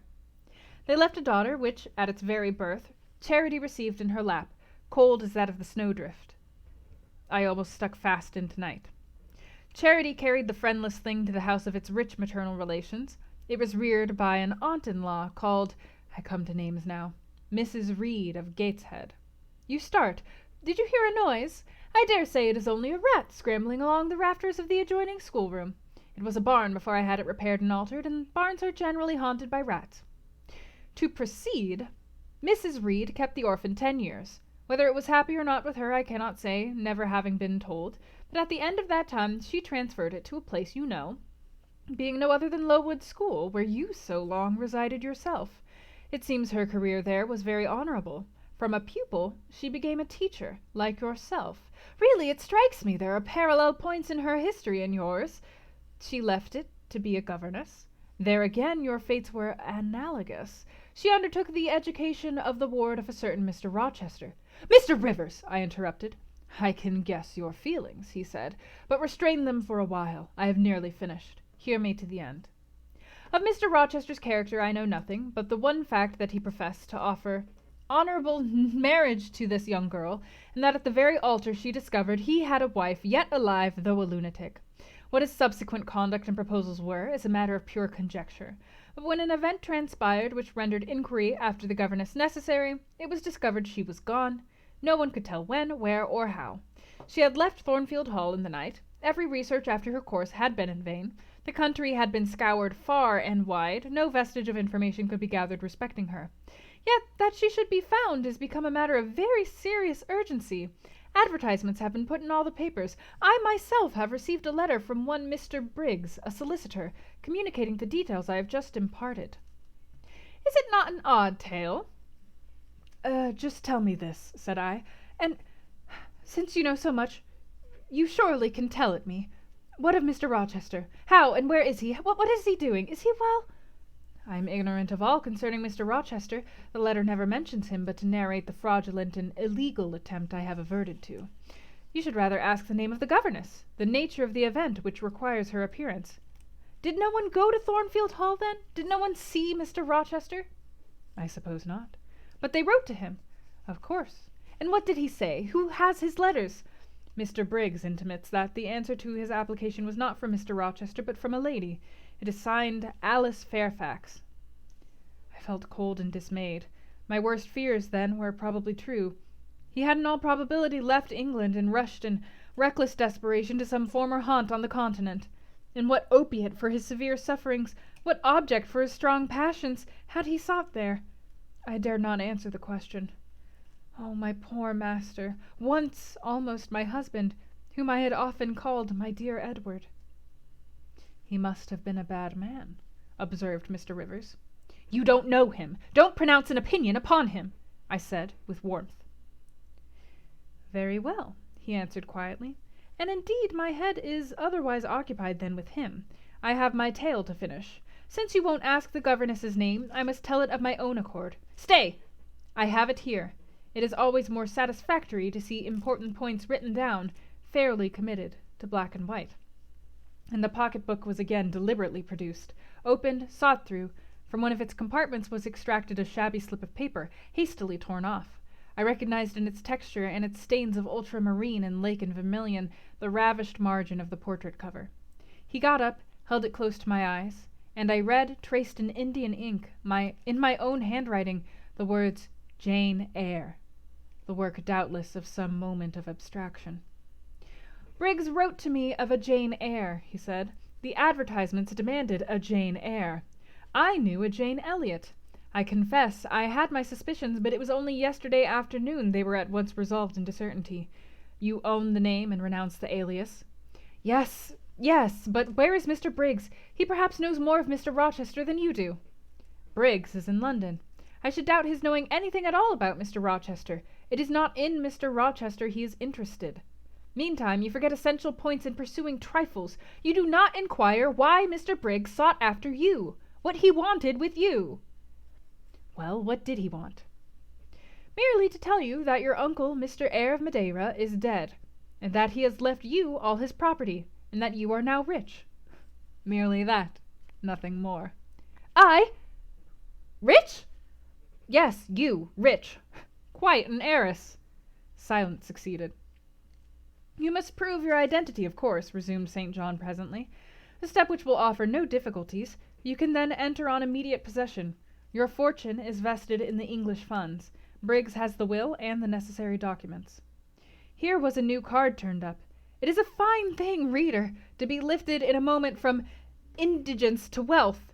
A very fine thing, but not a matter one can comprehend or consequently enjoy all at once. And then there are other chances in life far more thrilling and rapture-giving. This is solid, an affair of the actual world, nothing ideal about it. All its associations are solid and sober, and its manifestations are the same. One does not jump and spring and shout, "Hurrah!" at hearing one has got a fortune. One begins to consider responsibilities and to ponder business. On a base of steady satisfaction rose certain grave cares, and we contain ourselves and brood over our bliss with a solemn brow. Maybe you think so, Jane. Besides, the words legacy, bequest go side by side with the words death, funeral. My uncle, I had heard, was dead, my only relative ever since being made aware of his existence. I had cherished the hope of one day seeing him. Now I never should. And then this money came only to me, not to me and a rejoicing family, but to my isolated self. It was a grand boon, doubtless, and independence would be glorious. Yes, I felt that. That thought swelled my heart. You unbend your forehead at last, said Mr. Rivers. I thought Medusa had looked at you, and that you were turning to stone. Perhaps now you will ask how much you are worth? How much am I worth? Oh, a trifle. Nothing, of course, to speak of. 20,000 pounds, I think they say, but what is that? 20,000 pounds! Here was a news stunner.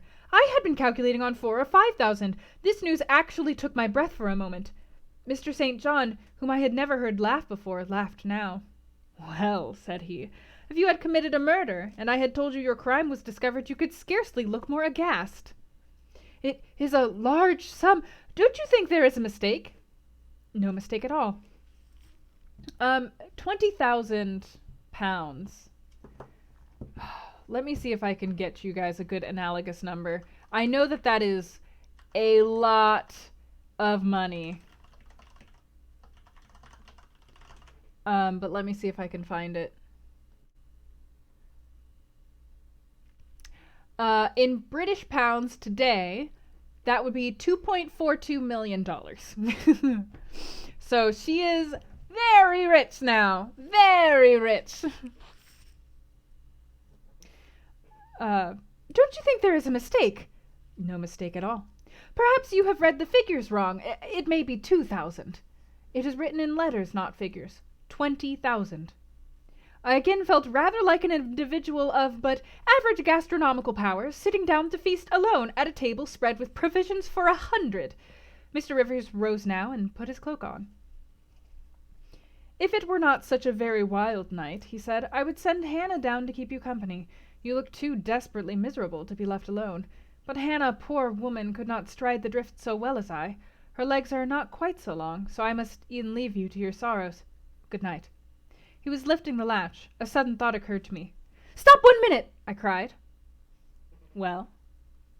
"It puzzles me to know why Mr. Briggs wrote to you about me, or how he knew you, or could fancy that you, living in such an out-of-the-way place, had the power to aid in my discovery." "Oh, I am a clergyman," he said, "and the clergy are often appealed to about odd matters." Again the latch rattled. "No, that does not satisfy me," I exclaimed, and indeed there was something in the hasty and unexplanatory reply which, instead of allaying, piqued my curiosity more than ever. "It is a very strange piece of business," I added. "I must know more about it." "Another time." "No, tonight! Tonight!" And as he turned from the door, I placed myself between it and him. He looked rather embarrassed. "You certainly shall not go till you have told me all," I said. "I would rather not just now." "You shall! You must!" "I would rather Diana or Mary informed you." Of course these objections wrought my eagerness to a climax. Gratified it must be, and that without delay, and I told him so. "But I apprised you that I was a hard man," said he, "difficult to persuade." "And I am a hard woman, impossible to put off." "And then," he pursued, "I am cold, no fervor infects me, whereas I am hot, and fire dissolves ice. The blaze there has thawed all the snow from your cloak. By the same token it has streamed on to my floor, and made it like a trampled street. As you hope ever to be forgiven, Mr. Rivers, the high crime and misdemeanor of spoiling a sanded kitchen, tell me what I wish to know." "Well then," he said, "I yield, if not to your earnestness, to your perseverance, as stone is worn by continual dropping. Besides, you must know some day, as well as now as later. Your name is Jane Eyre? Of course, that was all settled before. You are not, perhaps, aware that I am your namesake? That I was christened St. John Eyre Rivers?" "No, indeed. I remember now seeing the letter E comprised in your initials written in the books you have at different times lent me, but I never asked for what name it stood. But what then? Surely—" I stopped. I could not trust myself to entertain, much less to express, the thought that rushed upon me, that embodied itself, that in a second stood out a strong, solid probability. Circumstances knit themselves, fitted themselves, shot into order. The chain that had been lying hitherto a formless lump of links was drawn out straight. Every ring was perfect, the connection complete. I knew by instinct how the matter stood before St. John had said another word, but I cannot expect the reader to have had the same intuitive perception, so I must repeat his explanation. My mother's name was Eyre. She had 2 brothers, one a clergyman who married Miss Jane Reed of Gateshead, the other Miss John Eyre, Esquire, merchant, late of Funchal, Madeira. Mr. Briggs, being Mr. Eyre's solicitor, wrote to us last August to inform us of our uncle's death and to say that he had left his property to his brother the clergyman's orphan's daughter, overlooking us in consequence of a quarrel never forgiven between him and my father. He wrote again a few weeks since to intimate that the heiress was lost and asking if we knew anything of her. A name casually written on a slip of paper has enabled me to find her out. You know the rest. Again he was going, but I set my back against the door. "Do let me speak," I said. "Let me have one moment to draw breath and reflect." I paused. He stood before me, hat in hand, looking composed enough. I resumed. "Your mother was my father's sister?" "Yes." "My aunt, consequently." He bowed. "My Uncle John was your Uncle John? You, Diana, and Mary are his sister's children, as I am his brother's child?" "Undeniably." "You 3 then are my cousins. Half our blood on each side flows from the same source."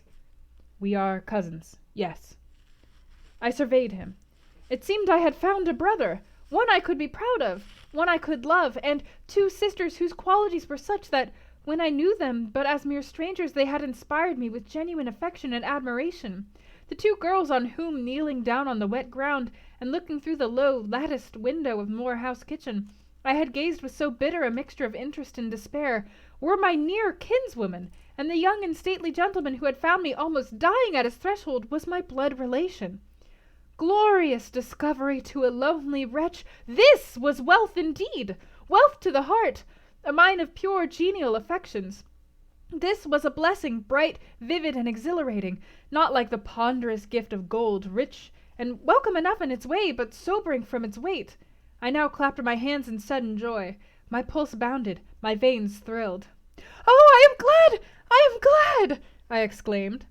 St. John smiled. Did I not say you neglected essential points to pursue trifles? He asked. You were serious when I told you had got a fortune, and now, for a matter of no moment, you are excited. What can you mean? It may be of no moment to you. You have sisters and don't care for a cousin. But I had nobody, and now 3 relations, or 2 if you don't choose to be counted, are born into my world full grown. I say again, I am glad. I walked fast through the room. I stopped, half suffocated with the thoughts that rose faster than I could receive, comprehend, and settle them. Thoughts of what might, could, would, and should be, and that ere long. I looked at the blank wall. It seemed a sky thick with ascending stars. Every one lit me to a purpose or delight.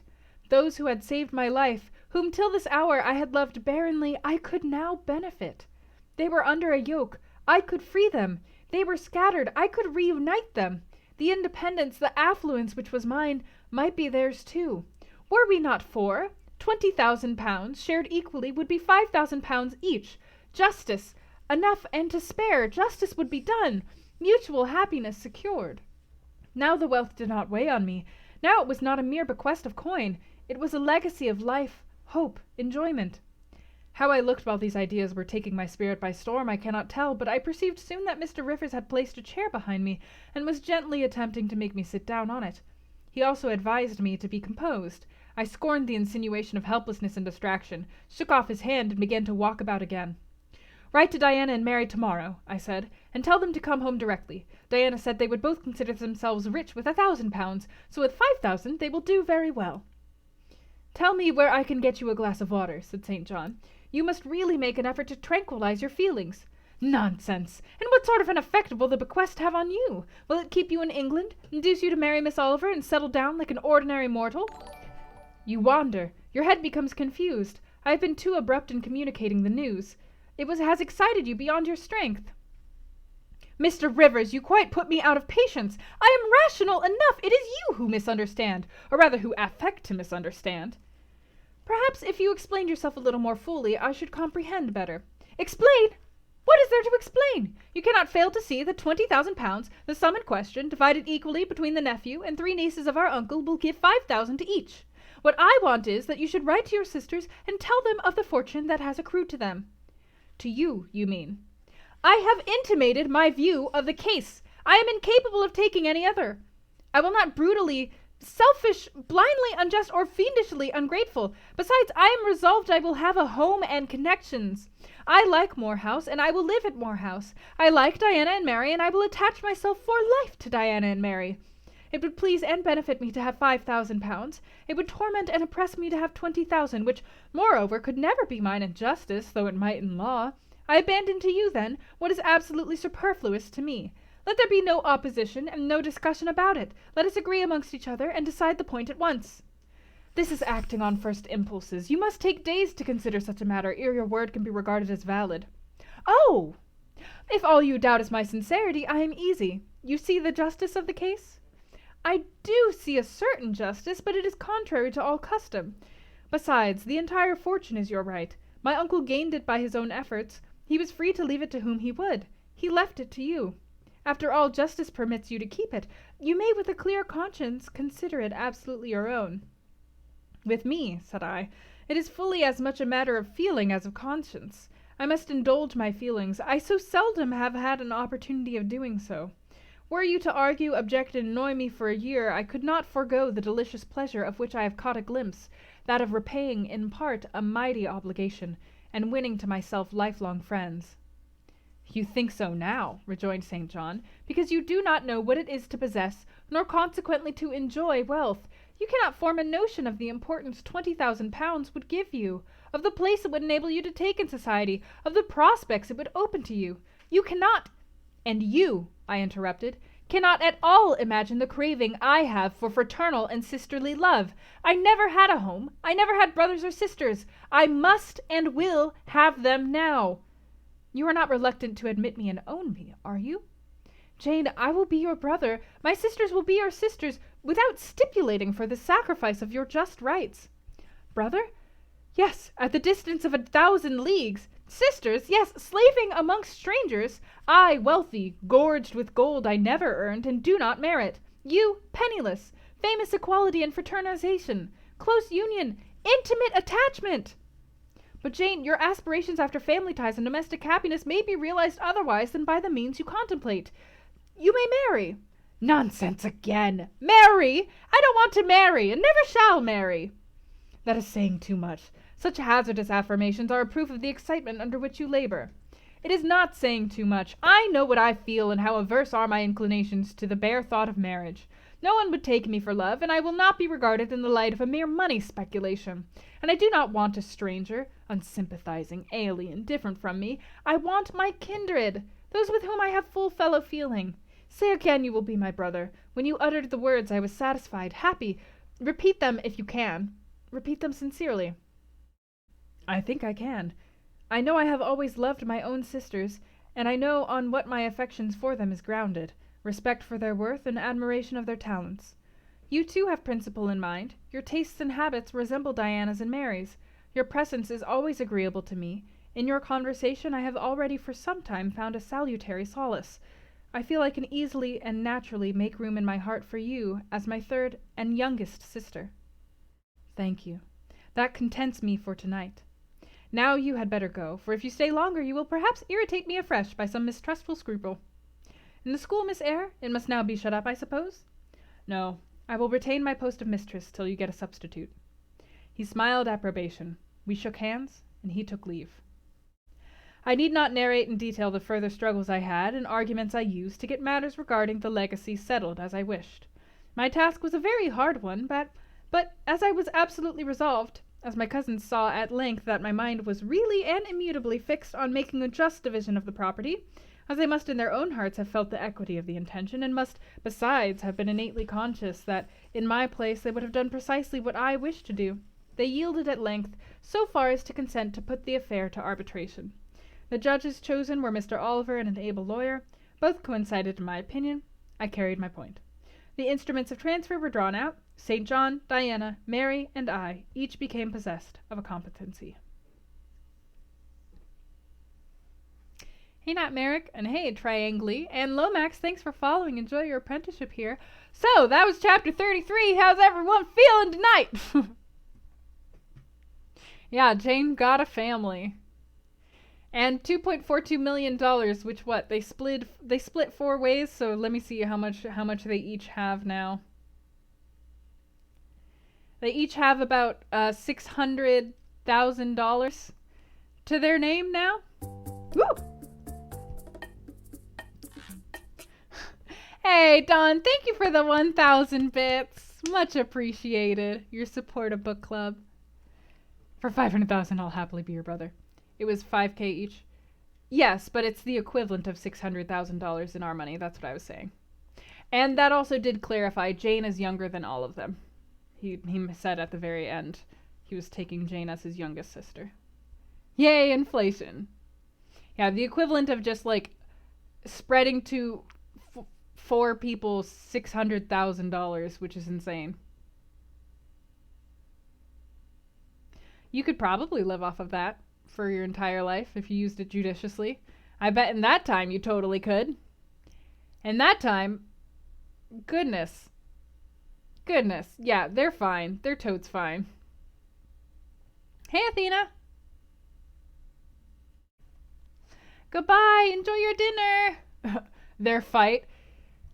It was a nice fight, but also I have experienced that so many times of me being like, I'm going to do this. And other people being like, Kara, do you know what you're talking about? And I'm like, yes. And they're like, but do you really? And I'm like, yes. And they're like, I don't know that you do. And I'm like, I fucking do, okay? I've experienced that so many times that it is annoying to me to read that. I understand that the circumstances of like their fight and when people tell me these things are different because I have not just had a calamitous thing like fall into my lap that excites me and therefore implies that like maybe my brain has been rattled, but also like, hey, maybe Mr. St. John, maybe believe, just believe, just let the woman do her thing. That's why you were laughing. Did I fucking stutter?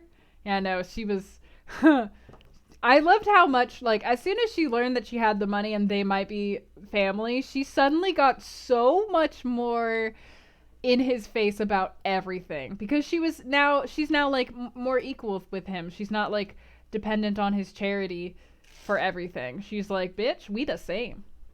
You get all the money, but I don't want the money. I have a family now. But the money, no family. Yeah, and what else is interesting about that is that I feel like St. John was arguing that because he would like I bet he honestly Jane was like, we all would have spread it evenly, but honestly, I don't think St. John Rivers would because it would have given him some of the power and glory and fame that he wants so badly. Because he's all going to be a missionary so he can be like powerful and famous and influential, and that's what he wants in life. So I bet that if he was given the $20,000, I don't think he would have given it to other people.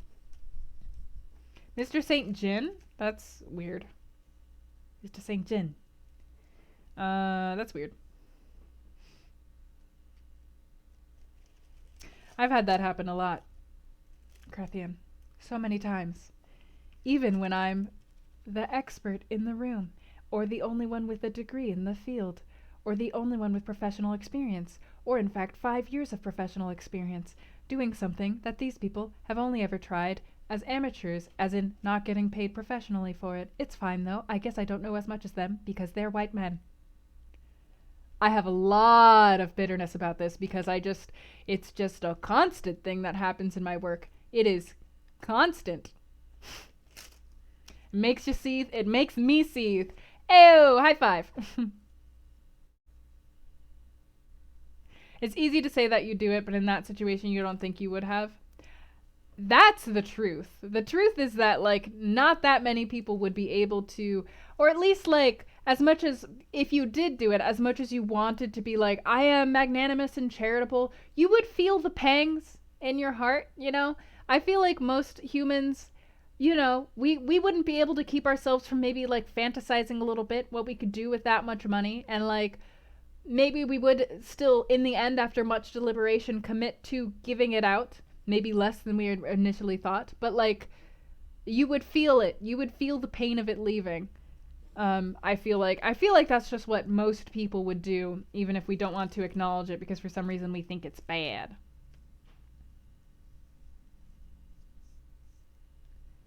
It's St. John, not St. Jin. Quiet Fury, high five. Yes. Fury is the only thing that gets me through my work days because the fury is what empowers me to like slam my hand down on the table and say, "Excuse me. I believe that I am the most knowledgeable person here, and so perhaps you should listen to me and not just when Todd says it for me." Oh hell, it's fine. We don't need to dwell on that. That doesn't happen.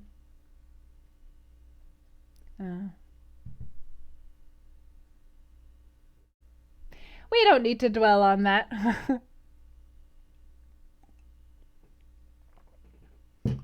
So Jane's life has taken a turn.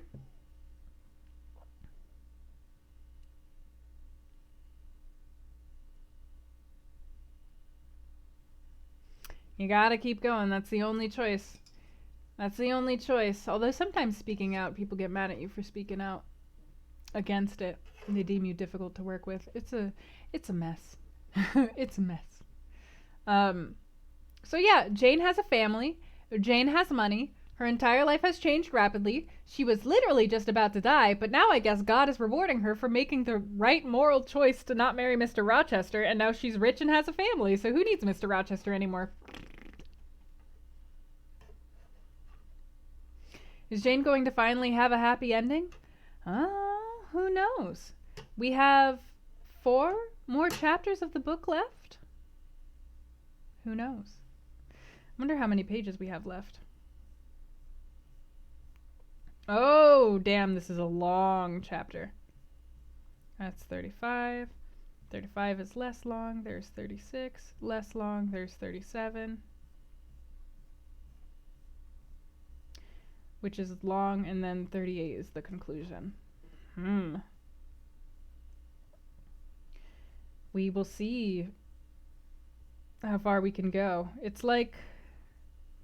How many more pages is that? In my book.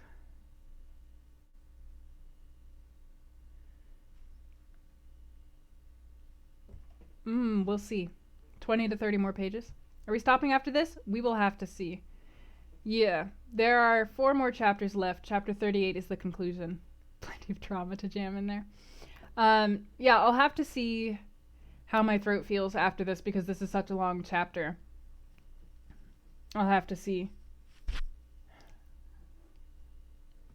Cheers, Nat Merrick. And Dawn.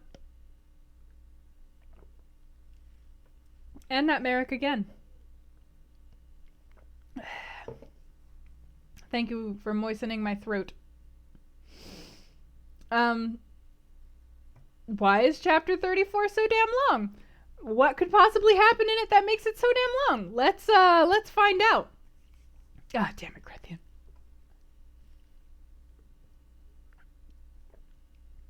I love that emote modification so damn much, though. Is that boba? Is Pumpkin drinking boba? That's so cute.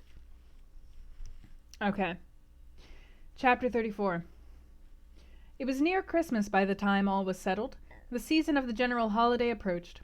I now closed Morton School, taking care that the parting should not be barren on my side. Good fortune opens the hand as well as the heart wonderfully.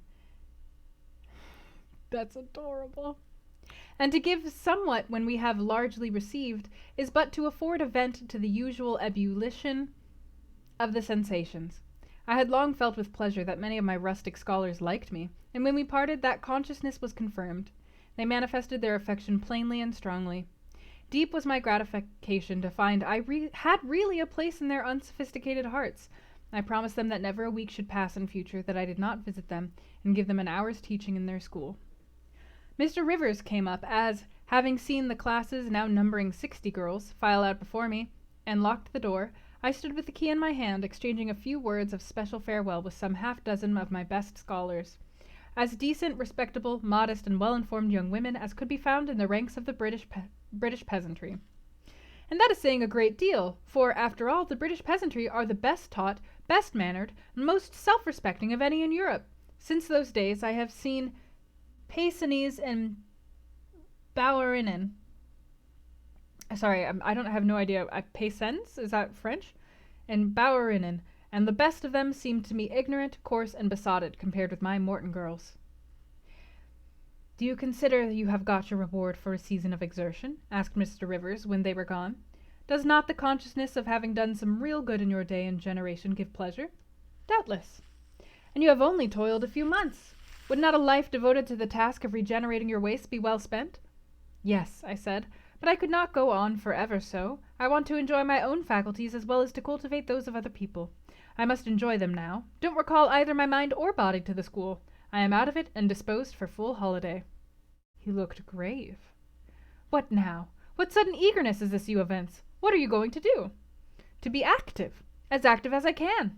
And first I must beg you to set Hannah at liberty, and get somebody else to wait on you. Do you want her? Yes, to go with me to Moor House. Diana and Mary will be at home in a week, and I want to have everything in order against their arrival. I understand. I thought for a second you were flying off on some excursion. It is better so. Hannah shall go with you. Tell her to be ready by tomorrow, then. And here is the schoolroom key. I will give you the key of my cottage in the morning. He took it. You give it up very gleefully, said he. I don't quite understand your light-heartedness, because I cannot tell what employment you propose to yourself as a substitute for the one you are relinquishing. What aim, what purpose, what ambition in life have you now? My first aim will be to clean down.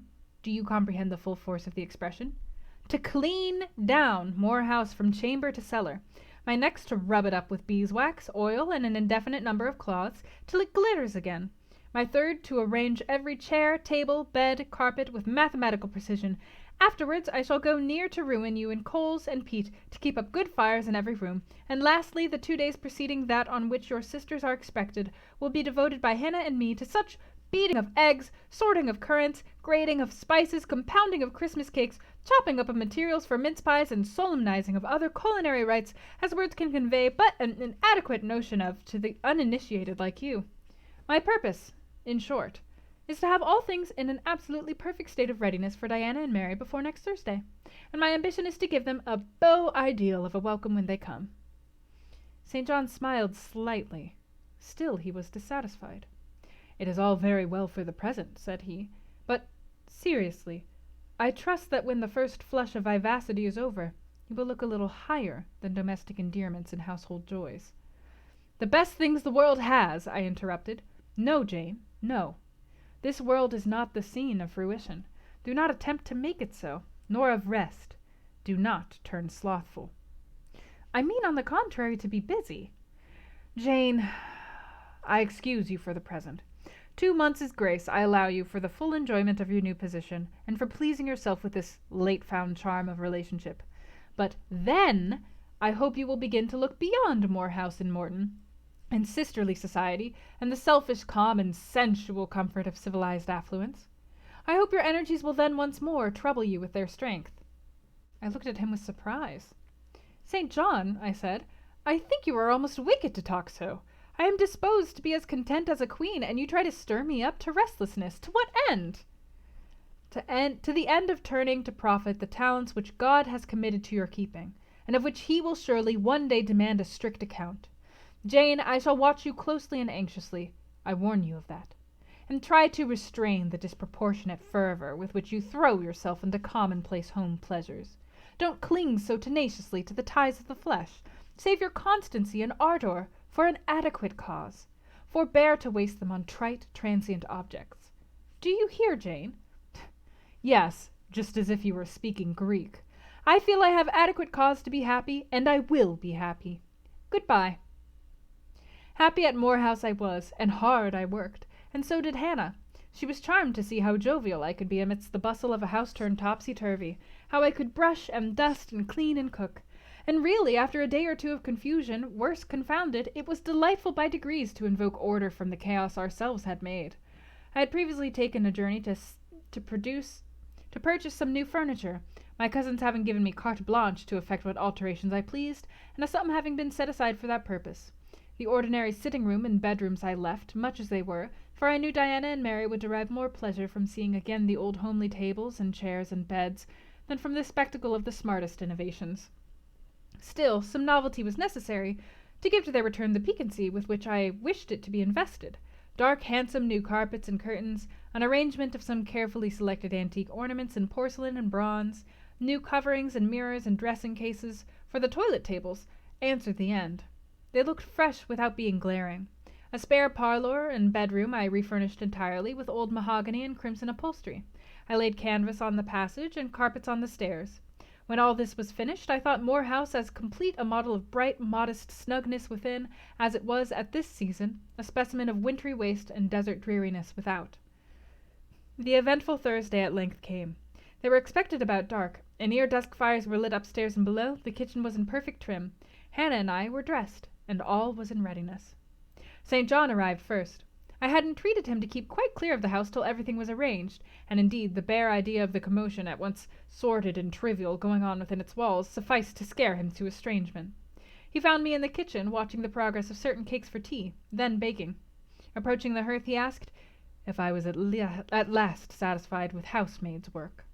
I answered by inviting him to accompany me on a general inspection of the result of my labors. With some difficulty I got him to take the tour of the house. He just looked in at the doors I opened, and when he had wandered upstairs and downstairs, he said, "I must have gone through a great deal of fatigue and trouble to have effected such considerable changes in so short a time." But not a syllable did he utter indicating pleasure in the improved aspect of his abode. This silence damped me. I thought perhaps the alterations had disturbed some old associations he valued. I inquired whether this was the case, no doubt in a somewhat crestfallen tone. No, not at all. He had, on the contrary, remarked that I had been scrupulously respected every association. He feared, indeed, I must have bestowed more thought on the matter than it was worth. How many minutes, for instance, had I devoted to studying the arrangement of this very room? By the by, could I tell him where such a book was? I showed him the volume on the shelf. He took it down, and withdrawing to his accustomed window recess, he began to read it. Now, I did not like this, reader. St. John was a good man, but I began to feel he had spoken truth of himself when he said he was hard and cold. The humanities and amenities of life had no attraction for him, its peaceful enjoyments no charm. Literally, he lived only to aspire, after what was good and great, certainly, but still he would never rest nor approve of others resting around him. As I looked at his lofty forehead, still and pale as a white stone, at his fine lineaments fixed in study, I comprehended all at once that he would hardly make a good husband, that it would be a trying thing to be his wife. I understood, as by inspiration, the nature of his love for Miss Oliver. I agreed with him that it was but a love of the senses. I comprehended how he should despise himself for the feverish influence it exercised over him, how he should wish to stifle and destroy it, how he should mistrust its ever conducting permanently to his happiness, or hers. I saw he was of the material from which nature hews her heroes, Christian and pagan, her lawgivers, her statesmen, her conquerors, a steadfast bulwark for great interests to rest upon, but at the fireside too often a cold, cumbrous column, gloomy and out of place. This parlor is not his sphere, I reflected. The Himalayan ridge or kaffir bush, even the plague-cursed Guinea coast swamp would suit him better. Well may he eschew the calm of domestic life. It is not his element. There his faculties stagnate. They cannot develop or appear to advantage. It is in scenes of strife and danger, where courage is proved, and energy exercised, and fortitude tasked, that he will speak and move, the leader and superior. A merry child would have the advantage of him on this hearth. He is right to choose a missionary's career. I see it now. They're coming! They're coming! Oh, wait. What was Hannah's accent? Damn it. They're coming! They're coming! Okay, I'm sorry. Cried Hannah, throwing open the parlor door. It's fine. At the same moment, old Carlo barked joyfully. Out I ran. It was now dark, but a rumbling of wheels was audible. Hannah soon had a lantern lit. The vehicle had stopped at the wicket. The driver opened the door. First one well-known form, then another, stepped out. In a minute I had my face under their bonnets, in contact first with Mary's soft cheek, then with Diana's flowing curls. They laughed, kissed me. Then Hannah patted Carlo, who was half wild with delight, asked eagerly if all was well, and being assured in the affirmative, hastened into the house. They were stiff with their long and jolting drive from Whitcross, and chilled with the frosty night air, but their pleasant countenances expanded to the cheerful firelight. While the driver and Hannah brought in the boxes, they demanded St. John. At this moment he advanced from the parlor. They both threw their arms round his neck at once. He gave each one a quiet kiss, said in a low tone a few words of welcome, stood a while to be talked to, and then, intimating that he supposed they would soon rejoin him in the parlor, withdrew there as to a place of refuge. I had lit their candles to go upstairs, but Diana had first to give hospitable orders respecting the driver. This done, both followed me. They were delighted with the renovation and decorations of their rooms. With the new drapery and fresh carpets and rich-tinted china vases, they expressed their gratification ungrudgingly. I had the pleasure of feeling that my arrangements met their wishes exactly, and that what I had done added a vivid charm to their joyous return home. Sweet was that evening. My cousins, full of exhilaration, were so eloquent in narrative and comment that their fluency covered St. John's taciturnity. He was sincerely glad to see us sisters, but in their glow of fervor and flow of joy he could not sympathize. The event of the day, that is, the return of Diana and Mary, pleased him, but the accompaniments of that event, the glad tumult, the garrulous glee of reception, irked him. I saw he wished the calmer morrow was come. In the very meridian of the night's enjoyment, about an hour after tea, a rap was heard at the door. Hannah entered with the intimation that a poor lad was come, at that unlikely time to fetch Mr. Rivers to see his mother, who was drawing away. Where does she live, Hannah? Clear up at Whitcross Brow, almost 4 miles off, and Moor and Moss all the way. I'm so sorry, I do not remember what accent I used for her originally. Tell him I will go.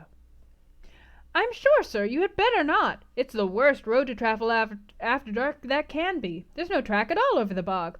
And then it is such a bitter night, the keenest wind you ever felt. You had better send word, sir, that you will be there in the morning. But he was already in the passage, putting on his cloak, and without one objection, one murmur, he departed. It was then 9 o'clock. He did not return till midnight. Starved and tired enough he was, but he looked happier than when he set out. He had performed an act of duty, made an exertion, felt his own strength to do and deny, and was on better terms with himself. I am afraid the whole of the ensuing week tried his patience. It was Christmas week. We took to no settled employment, but spent it in a sort of merry domestic dissipation. The air of the moors, the freedom of the home, the dawn of prosperity acted on Diana and Mary's spirits like some life-giving elixir. They were gay from morning till noon, and from noon till night. They could always talk, and their discourse, witty, pithy, original, had such charms for me that I preferred listening to and sharing in it to doing anything else. St. John did not rebuke our vivacity, but he escaped from it. He was seldom in the house. His parish was large, the population scattered, and he found daily business in visiting the sick and poor in its different districts. One morning at breakfast, Diana, after looking a little pensive for some minutes, asked him if his plans were yet unchanged. "Unchanged and unchangeable," was the reply, and he proceeded to inform us that his departure from England was now definitively fixed for the ensuing year. "And Rosamond Oliver?" suggested Mary, the words seeming to escape her lips involuntarily, for no sooner had she uttered them than she made a gesture as if wishing to recall them. St. John had a book in his hand. It was his unsocial custom to read at meals. He closed it and looked up. "Rosamond Oliver," said he, "is about to be married to Mr. Granby, one of the best connected and most estimable residents in S., grandson and heir to Sir Frederick Granby. I had the intelligence from her father yesterday." His sisters looked at each other and at me. We all three looked at him. He was serene as glass. "The match must have been got up hastily," said Diana. "They cannot have known each other long." "But 2 months. They met in October at the county ball at S. But where there are no obstacles to a union, as in the present case, where the connection is in every point desirable, delays are unnecessary. They will be married as soon as S. Place, which Sir Frederick gives up to them, can be refitted for their reception." The first time I found St. John alone after this communication, I felt tempted to inquire if the event distressed him, but he seemed so little to need sympathy that, so far from venturing to offer him more, I experienced some shame at the recollection of what I had already hazarded. Besides, I was out of practice in talking to him. His reserve was again frozen over, and my frankness was congealed beneath it. He had not kept his promise of treating me like his sisters. He continually made little chilling differences between us, which did not at all tend to the development of cordiality. In short, now that I was acknowledged as his kinswoman, and lived under the same roof with him, I felt the distance between us to be far greater than when he had known me only as the village schoolmistress. When I remembered how far I had once been admitted to his confidence, I could hardly comprehend his present frigidity. Such being the case, I felt not a little surprised when he raised his head suddenly from the desk over which he was stooping, and said, "You see, Jane, the battle is fought, and the victory won." Startled at being thus addressed, I did not immediately reply. After a moment's hesitation, I answered, "But are you sure you are not in the position of those conquerors whose triumphs have cost them too dear? Would not such another ruin you?" "I think not. And if I were, it does not much signify. I shall never be called upon to contend for such another. The event of the conflict is decisive. My way is now clear. I thank God for it." So saying, he returned to his papers and his silence. As our mutual happiness, Diana's, Mary's, and mine, settled into a quieter character, and we resumed our usual habits and regular studies, St. John stayed more at home. He sat with us in the same room, sometimes for hours together. While Mary drew, Diana pursued a course of encyclopedic reading she had, to my awe and amazement, undertaken, and I fagged away at German. He pondered a mystic lore of his own, that of some Eastern tongue, the acquisition of which he thought necessary to his plans. Thus engaged, he appeared sitting in his own recess, quiet and absorbed enough, but that blue eye of his had a habit of leaving the outlandish-looking grammar and wandering over, and sometimes fixing upon us, his fellow students, with a curious intensity of observation. If caught, it would be instantly withdrawn, yet ever and anon it returned searchingly to our table. I wondered what it meant. I wondered, too, at the punctual satisfaction he never failed to exhibit on an occasion that seemed to me of small moment, namely my weekly visit to Morton's school. And still more was I puzzled when, if the day was unfavorable, if there was snow or rain or high wind, and his sisters urged me not to go, he would invariably make light of their solicitude and encourage me to accomplish the task without regard to the elements. "Jane is not such a weakling as you would make her," he would say. "She can bear a mountain blast, or a shower, or a few flakes of snow as well as any of us. Her constitution is both sound and elastic, better calculated to endure variations of climate than many more robust." And when I returned, sometimes a good deal tired and not a little weather-beaten, I never dared complain, because I saw that to murmur would be to vex him. On all occasions fortitude pleased him. The reverse was a special annoyance. One afternoon, however, I got leave to stay at home, because I really had a cold. His sisters were gone to Morton in my stead. I sat reading Schiller, he deciphering his crabbed oriental scrolls. As I exchanged a translation for an exercise, I happened to look his way. There I found myself under the influence of the ever-watchful blue eye. How long it had been searching me through, and over, I cannot tell. So keen was it, and yet so cold, I felt for the moment superstitious, as if I were sitting in the room with something uncanny. "Jane, what are you doing?" "Learning German." "I want you to give up learning German and learn Hindostani." "You are not in earnest?" "In such earnest that I must have it so, and I will tell you why."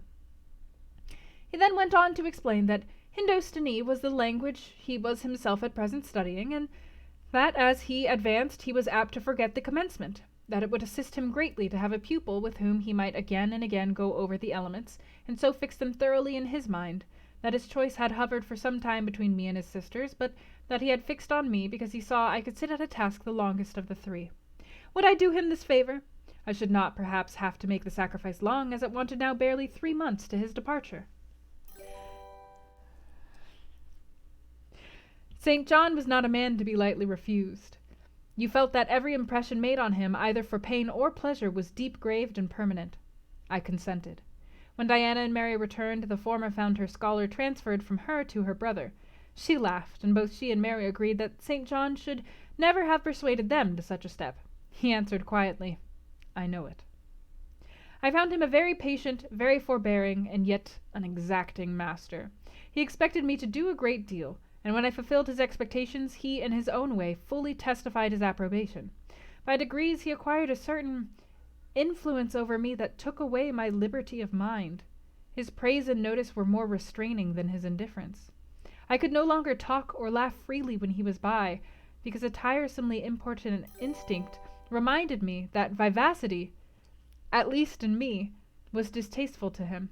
I was so fully aware that only serious moods and occupations were acceptable that, in his presence, every effort to sustain or follow any other became vain. I fell under a freezing spell. When he said, "Go," I went. "Come," I came. "Do this," I did it. But I did not love my servitude. I wished many a time he had continued to neglect me. One evening when, at bedtime, his sisters and I stood around him, bidding him good night, he kissed each of them, as was his custom, and, as was equally his custom, he gave me his hand. Diana, who chanced to be in a frolicsome humor, she was not painfully controlled by his will, for hers, in another way, was as strong, exclaimed, "St. John! You used to call Jane your third sister, but you don't treat her as such. You should kiss her too." She pushed me towards him. I thought Diana very provoking, and felt uncomfortably confused, and while I was thus thinking and feeling, St. John bent his head. His Greek face was brought to a level with mine. His eyes questioned my eyes piercingly. He kissed me. There are no such things as marble kisses or ice kisses, or I should say my ecclesiastical cousin's salute belonged to one of these classes. But there may be experiment kisses, and his was an experiment kiss. When given, he viewed me to learn the result. It was not striking. I am sure I did not blush. Perhaps I might have turned a little pale, for I felt as if this kiss were a seal affixed to my fetters. He never omitted the ceremony afterwards, and the gravity and quiescence with which I underwent it seemed to invest it, for him, with a certain charm. As for me, I daily wished more to please him, but to do so I felt daily more and more that I must disown half my nature, stifle half my faculties, wrest my tastes from their original bent, force myself to the adoption of pursuits for which I had no natural vocation. He wanted to train me to an elevation I could never reach. It racked me hourly to aspire to the standard he uplifted. The thing was as impossible as to mold my irregular features to his correct and classic pattern, to give to my changeable green eyes the sea-blue tint and solemn luster of his own. Not his ascendancy alone, however, held me in thrall at present. Of late it had been easy enough for me to look sad. A cankering evil sat at my heart and drained my happiness at its source, the evil of suspense. Perhaps you think I had forgotten Mr. Rochester, reader, amidst these changes of place and fortune. Nice try, Luca. Not for a moment. His idea was still with me, because it was not a vapor sunshine could disperse, nor a sand-traced effigy storms could wash away. It was a name graven on a tablet, fated to last as long as the marble it inscribed. One moment.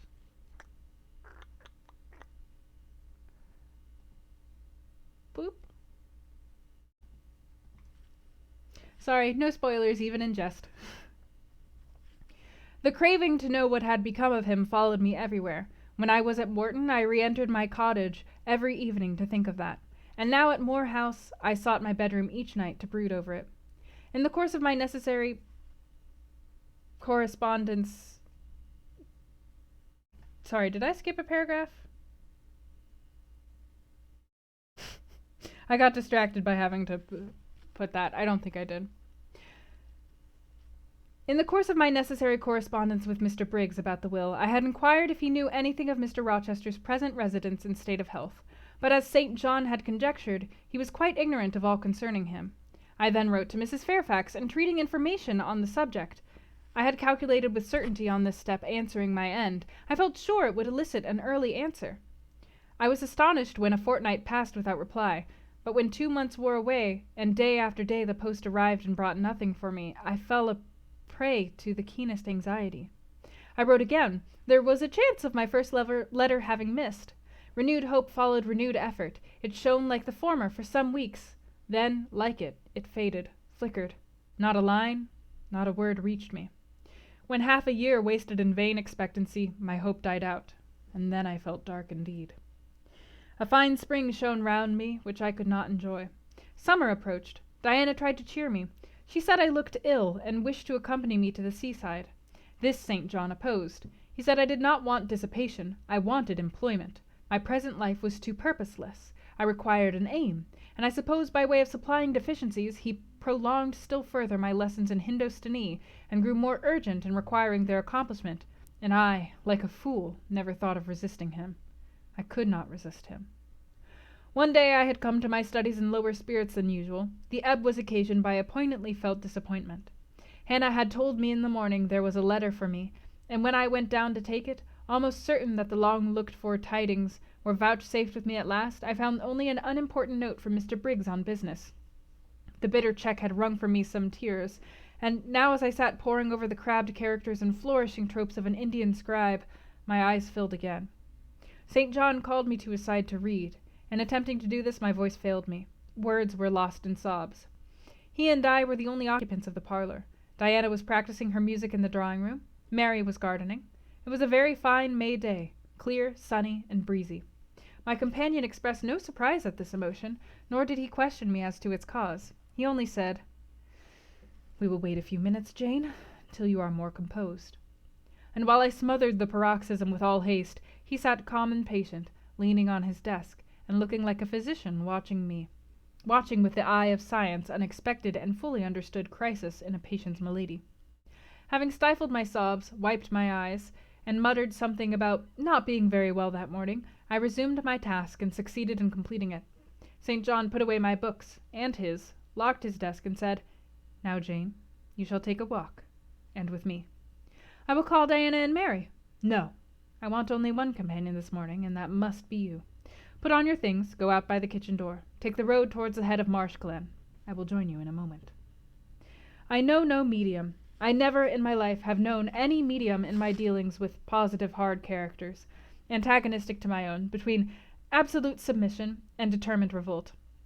I have always faithfully observed the one, up to the very moment of bursting, sometimes with volcanic vehemence, into the other, and as neither present circumstances warranted nor my present mood inclined me to mutiny, I observed careful obedience to St. John's directions, and in 10 minutes I was treading the wild track of the glen, side by side with him.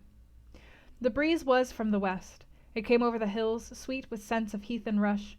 The sky was of stainless blue. The stream descending the ravine, swelled with past spring rains, poured along plentiful and clear, catching golden gleams from the sun and sapphire tints from the firmament. As we advanced and left the track, we trod a soft turf, mossy fine and emerald green, minutely enameled with a tiny white flower and spangled with a star-like yellow blossom. The hills, meantime, shut us quite in, for the glen toward its head wound to their very core. "Let us rest here," said St. John, as we reached the first stragglers of a battalion of rocks, guarding a sort of pass, beyond which the beck rushed down a waterfall. and where still a little farther the mountain shook off turf and flower, had only heath for raiment and crag for gem, where it exaggerated the wild to the savage, and exchanged the fresh for the frowning, where it guarded the forlorn hope of solitude and a last refuge for silence. I took a seat. St. John stood near me. He looked up the pass and down the hollow. His glance wandered away with the stream, and returned to traverse the unclouded heaven which colored it.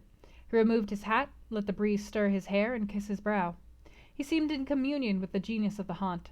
With his eye he bade farewell to something. "And I shall see it again," he said aloud, "in dreams when I sleep by the Ganges, and again in a more remote hour, when another slumber overcomes me, on the shore of a darker stream." Strange words of a strange love! An austere patriot's passion for his fatherland! He sat down. For half an hour we never spoke, neither he to me nor I to him. That interval past, he recommenced. "Jane, I go in 6 weeks. I have taken my berth in an East Indiaman which sails on the 20th of June. God will protect you, for you have undertaken his work," I answered. "Yes," said he. "There is my glory and joy. I am the servant of an infallible master. I am not going out under human guidance, subject to the defective laws and erring control of my feeble fellow worms. My king, my lawgiver, my captain is the all-perfect. It seems strange to me that all round me do not burn to enlist under the same banner, to join in the same enterprise. All have not your powers, and it would be folly for the feeble to wish to march with the strong. I do not speak to the feeble or think of them. I address only such as are worthy of the work and competent to accomplish it. Those are few in number and difficult to answer. You say truly, but when found it is right to stir them up, to urge and exhort them to the effort, to show them what their gifts are and why they were given, to speak heaven's message in their ear, to offer them, direct them from God, a place in the ranks of his chosen. If they are really qualified for the task, will not their own hearts be the first to inform them of it? I felt as if an awful charm was framing round and gathering over me. I trembled to hear some fatal words spoken, which would at once declare and rivet the spell. "And what does your heart say?" demanded St. John. "My heart is mute. My heart is mute," I answered, struck and thrilled. "Then I must speak for it," continued the deep, relentless voice. "Jane, come with me to India. Come as my helpmeet and fellow-laborer." The glen and sky spun round. The hills heaved. It was as if I had heard a summons from heaven, as if a visionary messenger, like him of Macedonia, had announced, "Come over and help us." But I was no apostle. I could not behold the herald. I could not receive his call. "Oh, St. John," I cried, "have some mercy!" I appealed to one who, in the discharge of what he believed his duty, knew neither mercy nor remorse. He continued, "God and nature intended you for a missionary's wife. It is not personal, but mental endowments they have given you. You are formed for labor, not for love. A missionary's wife you shall be. You shall be mine. I claim you, not for my pleasure, but for my sovereign's service." "I am not fit for it. I have no vocation," I said. He had calculated on these first objections. He was not irritated by them. Indeed, as he leaned back against the crag behind him, folded his arms on his chest, and fixed his countenance, I saw he was prepared for a long and trying opposition, and had taken in a stock of patience to last him to its close, resolved, however, that that close should be conquest for him.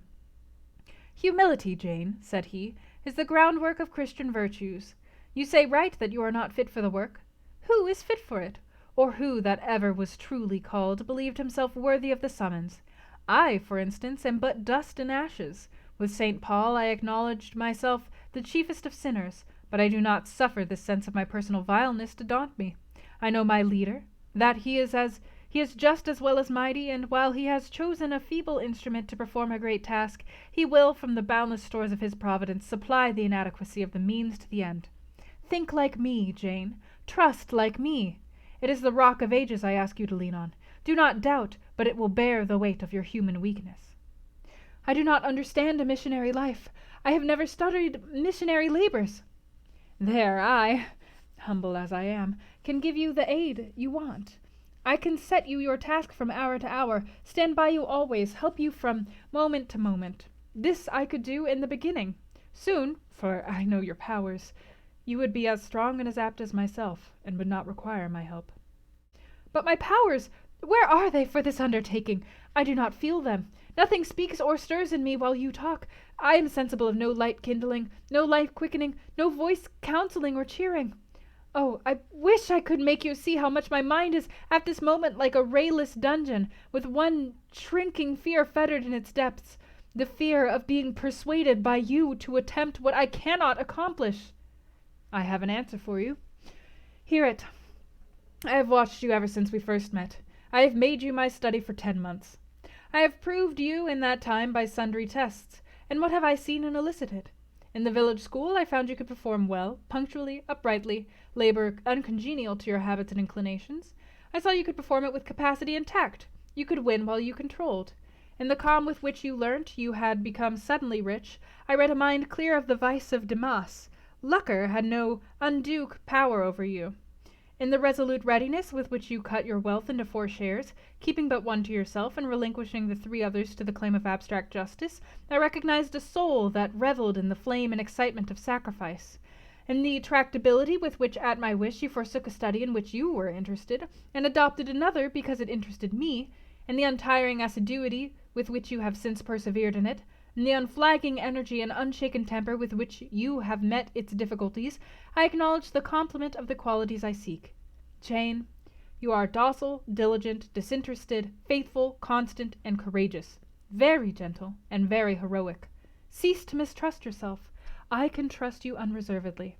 As a conductress of Indian schools and a helper amongst Indian women, your assistance will be to me invaluable. My iron shroud contracted round me. Persuasion advanced with slow, sure step. Shut my eyes as I would, these last words of his succeeded in making the way, which had seemed blocked up, comparatively clear.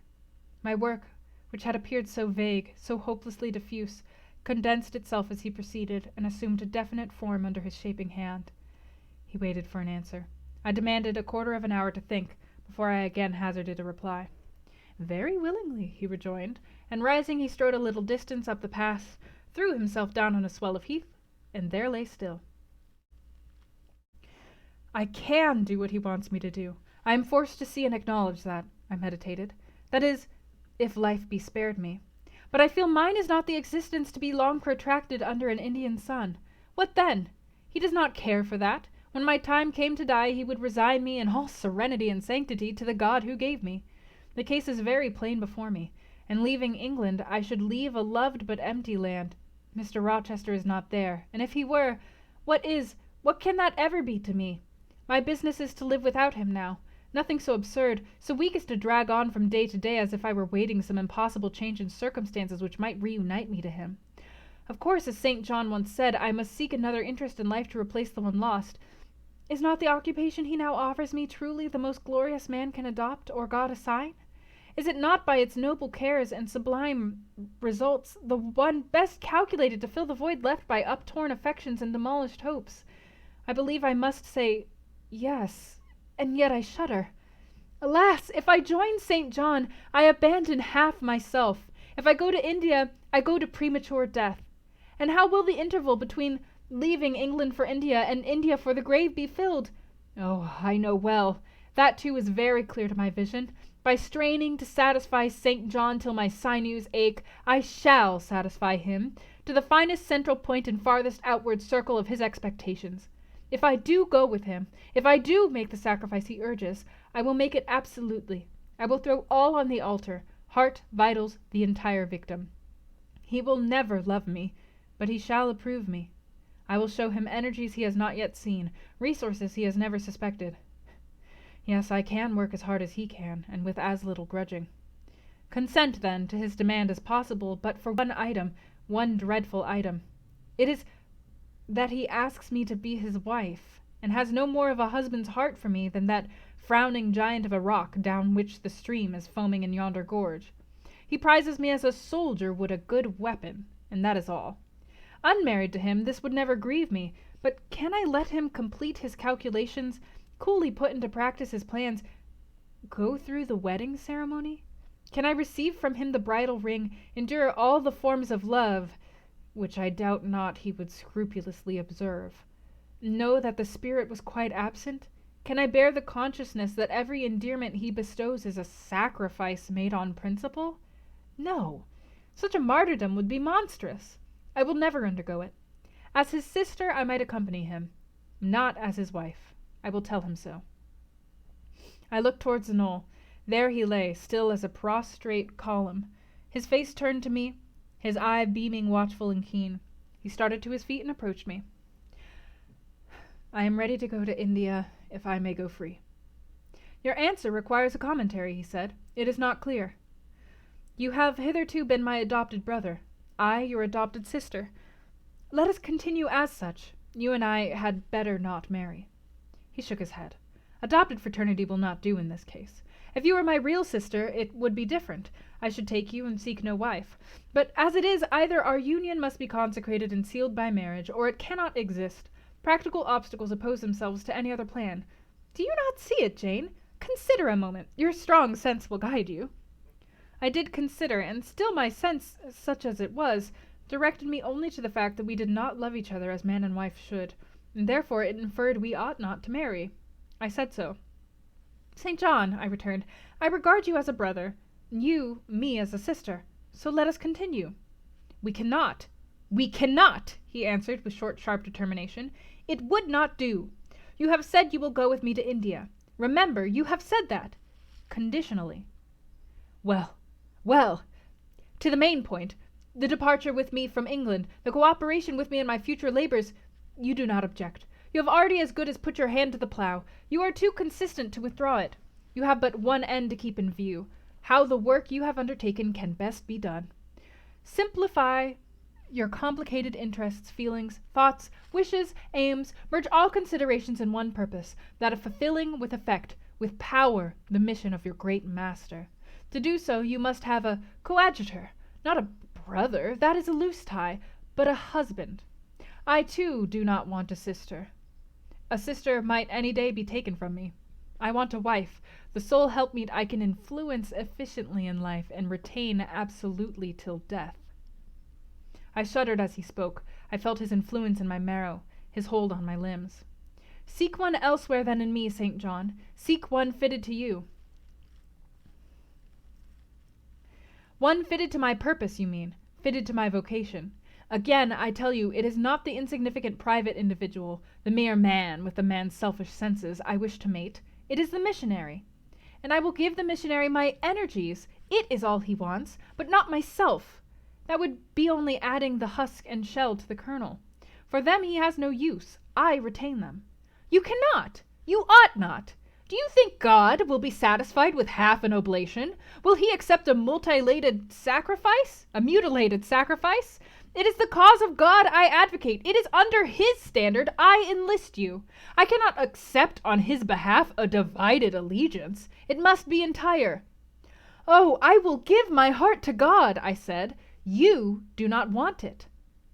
I will not swear, reader, that there was not something of repressed sarcasm both in the tone in which I uttered this sentence and in the feeling that accompanied it.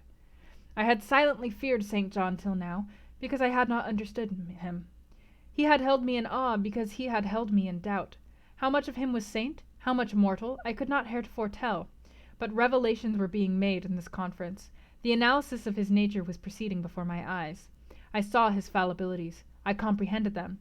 I understood that, sitting there where I did, on the bank of heath, and with that handsome form before me, I sat at the feet of a man, caring as I.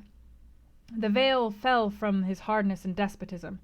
Having felt in him the presence of these qualities, I felt his imperfection and took courage. I was with an equal, one with whom I might argue, one whom, if I saw good, I might resist. He was silent after I had uttered the last sentence, and I presently risked an upward glance at his countenance. His eye, bent on me, expressed at once stern surprise and keen inquiry. Is she sarcastic, and sarcastic to me? It seemed to say. What does this signify? Do not let us forget that this is a solemn matter, he said ere long, one of which we may neither think nor talk lightly without sin.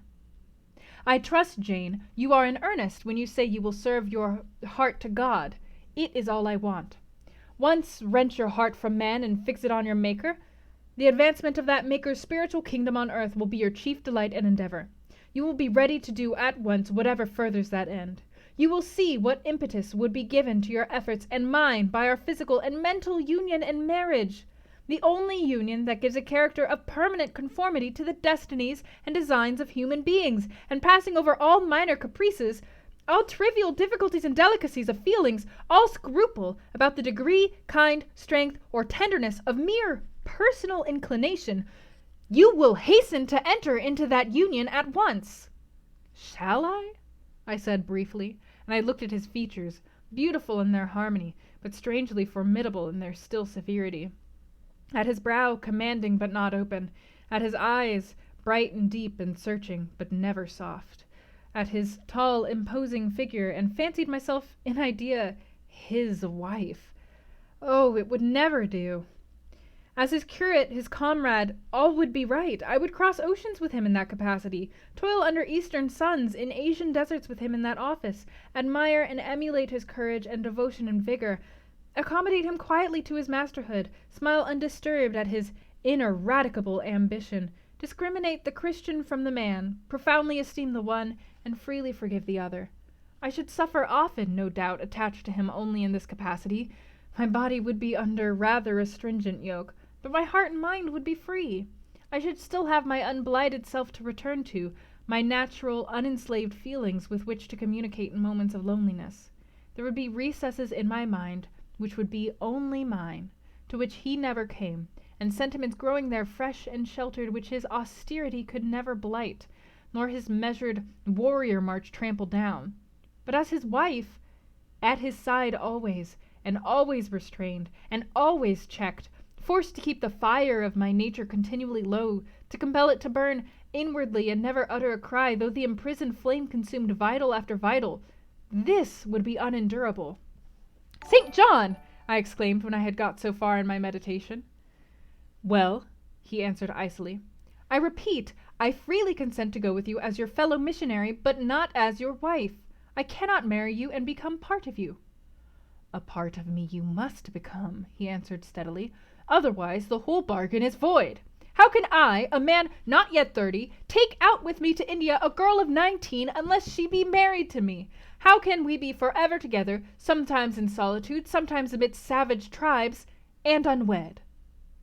"Very well," I said shortly. "Under the circumstances, quite as well as if I were either your real sister or a man and a clergyman like yourself." "It is known that you are not my sister. I cannot introduce you as such. To attempt it would be to fasten injurious suspicions on us both. And for the rest, though you have a man's vigorous brain, you have a woman's heart, and it would not do." "It would do," I affirmed with some disdain.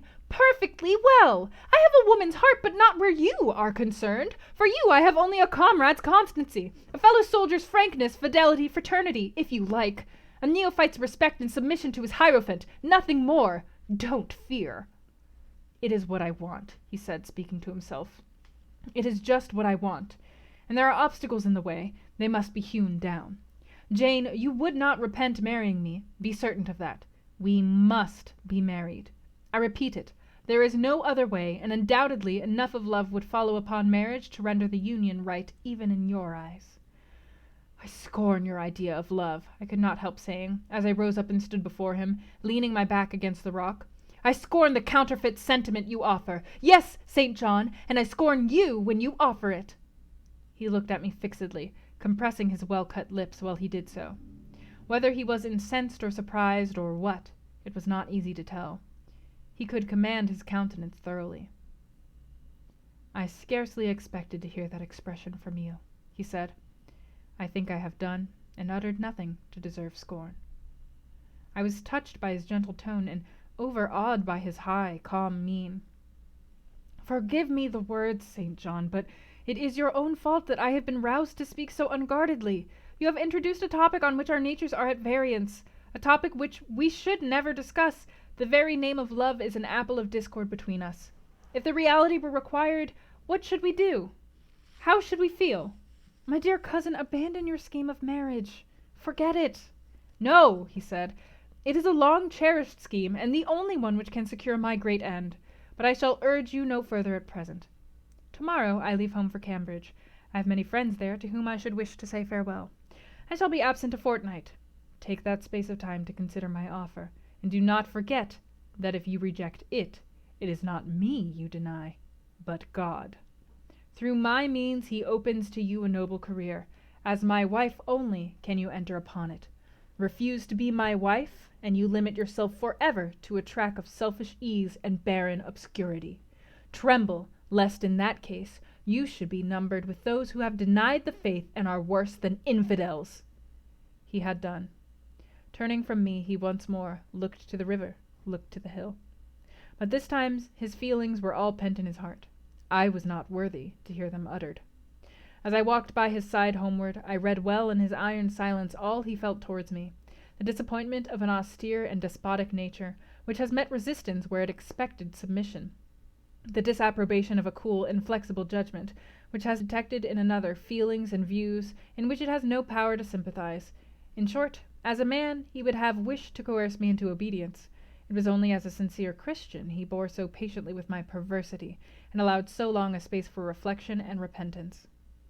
That night, after he had kissed his sisters, he thought proper to forget even to shake hands with me, but left the room in silence. I, who, though I had no love, had much friendship for him, was hurt by the marked omission, so much hurt that tears started to my eyes. "I see you and St. John have been quarrelling, Jane," said Diana, "during your walk on the moor. But go after him. He is now lingering in the passage, expecting you. He will make it up." I have not much pride under such circumstances. I would always rather be happy than dignified, and I ran after him. He stood at the foot of the stairs. "Good night, St. John," said I. "Good night, Jane," he replied calmly. "Then shake hands," I added. What a cold, loose touch he impressed on my fingers. He was deeply displeased by what had occurred that day. Cordiality would not warm, nor tears move him. No happy reconciliation was to be had with him, no cheering smile or generous word, but still the Christian was patient and placid. And when I asked him if he forgave me, he answered that he was not in the habit of cherishing the remembrance of vexation, that he had nothing to forgive, not having been offended. And with that answer he left me. I would much rather he had knocked me down. And that is the end of chapter 34. I am so curious. This is the thing that I was alluding to at the beginning of the stream. I am extremely curious to hear everybody's opinions of Mr. St. John now.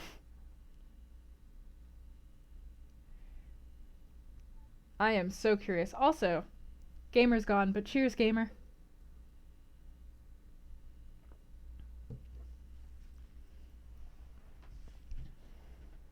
A cockwomple? I've never heard that before, but it's nice. I will hold back my own opinions because my opinion is very strong. My opinion of St. John is very strong and has always been very strong from the first time I read this book. Your head hurts, Cece? I'm sorry. I know what that means. I'm sorry. It has always been very strong because I have never truly liked the way that he was described. I thought that the way that he was described was weird, and then in due time, the book revealed why I didn't dislike it. A typical male of that time? He actually isn't a typical male of that time. Yeah, he isn't. He's worse, slightly worse. Because St. John has, this would be an appropriate attitude if he were already her husband, or were already her father, or someone who, in the times, owned her, who was her guardian and had, control of her behavior. He could act this obstinately. But he's not that. He's just some dude right now. So, because he's, such a distance from her, this is at this level of, claim over her life that he has is abnormal because of the fact that he doesn't really have any power over her as a cousin.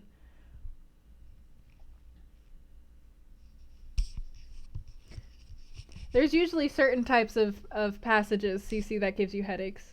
Dude's got issues. Marry me or God will strike you down. Yes. Yes. So are we pro St. John? Are we anti St. John now? Do you guys think that he was just being dumb in this one instance? Or do you dislike him as a whole now? Do you think that this is clarifying him as a person, or what? You don't know what to think? That's fair. Take your time to process. What you meant was that he is strict and terrible. Oh, yeah, well in that case, he definitely is. My bad. Anti-St. John, you're already constructing a placard. Neat. Man, I would love... Okay. I'm gonna go in on St. John because I fucking hate St. John. When I first read the book, I was a little bit iffy on him because he was described very strangely and reminded me of a particular person from my past whom I have no love for.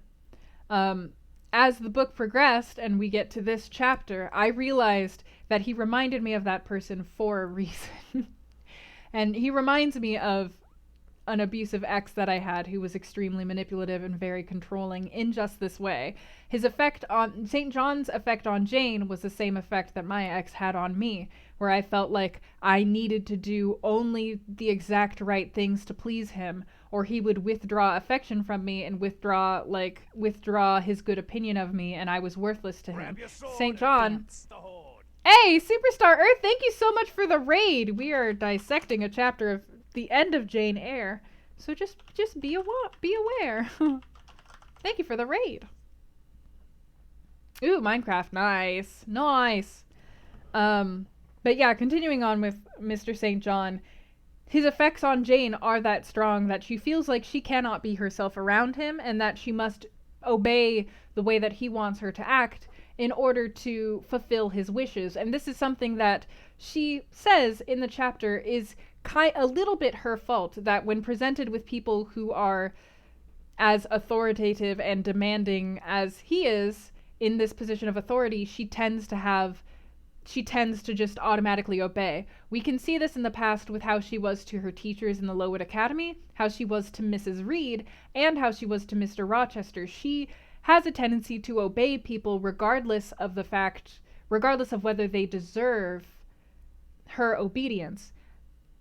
I think it's important to note that when she was obeying Mr. Rochester and she referred to him as her master, despite, yes, he employed her, but she always referred to that with, happiness. And she does not do that with St. John. She feels stifled. She feels smothered. And St. John is manipulative. He's saying, I am a pastor of God. If you don't come with me, you're probably going to burn in eternal hell. If you don't come with me, then that means that you're a shitty person who is sinful and slovenly and sloth-like, and you are not charitable, and you're just a bad person if you don't come with me, and I'm not going to have any affection for you if you don't come with me, although I will tell you that of course I forgive you because I'm a Christian, but I'm not going to treat you the same way. I'm not going to look at you the same way. You're going to know how disappointed I am in you that you did not behave to the way that I want you to behave. Yeah. He views Jane as an object, as a means to his own ends. He views her as something that he can take and make do whatever he wants, her own feelings essentially be damned, because he needs her to do this thing for him, so she needs to fulfill that function. He is 100%, and such a stunning recreation of the guy that I was with in my abusive relationship, because he can also be very charming and good, and you feel happy. Jane feels happy when you meet his expectations. I honestly, this is one of my favorite depictions of this type of person who exists in real life, who is out there trying to treat people as objects and make them do exactly what they want to do, because it's convenient for this person to be an object and you don't need to tend to their needs as long as they're fulfilling what you want them to do. This is an actual type of person that exists, and St. John is the most well captured depiction of that, because St. John is not evil. They don't make him evil at any point. He's doing an extremely shitty thing, but he's doing it in the name of God, which is so fascinating to me. And he's I have God on my side. I am right. You are wrong. And so it's this wonderful juxtaposition where clearly what he is doing is not okay. But he has this authority over everybody around him.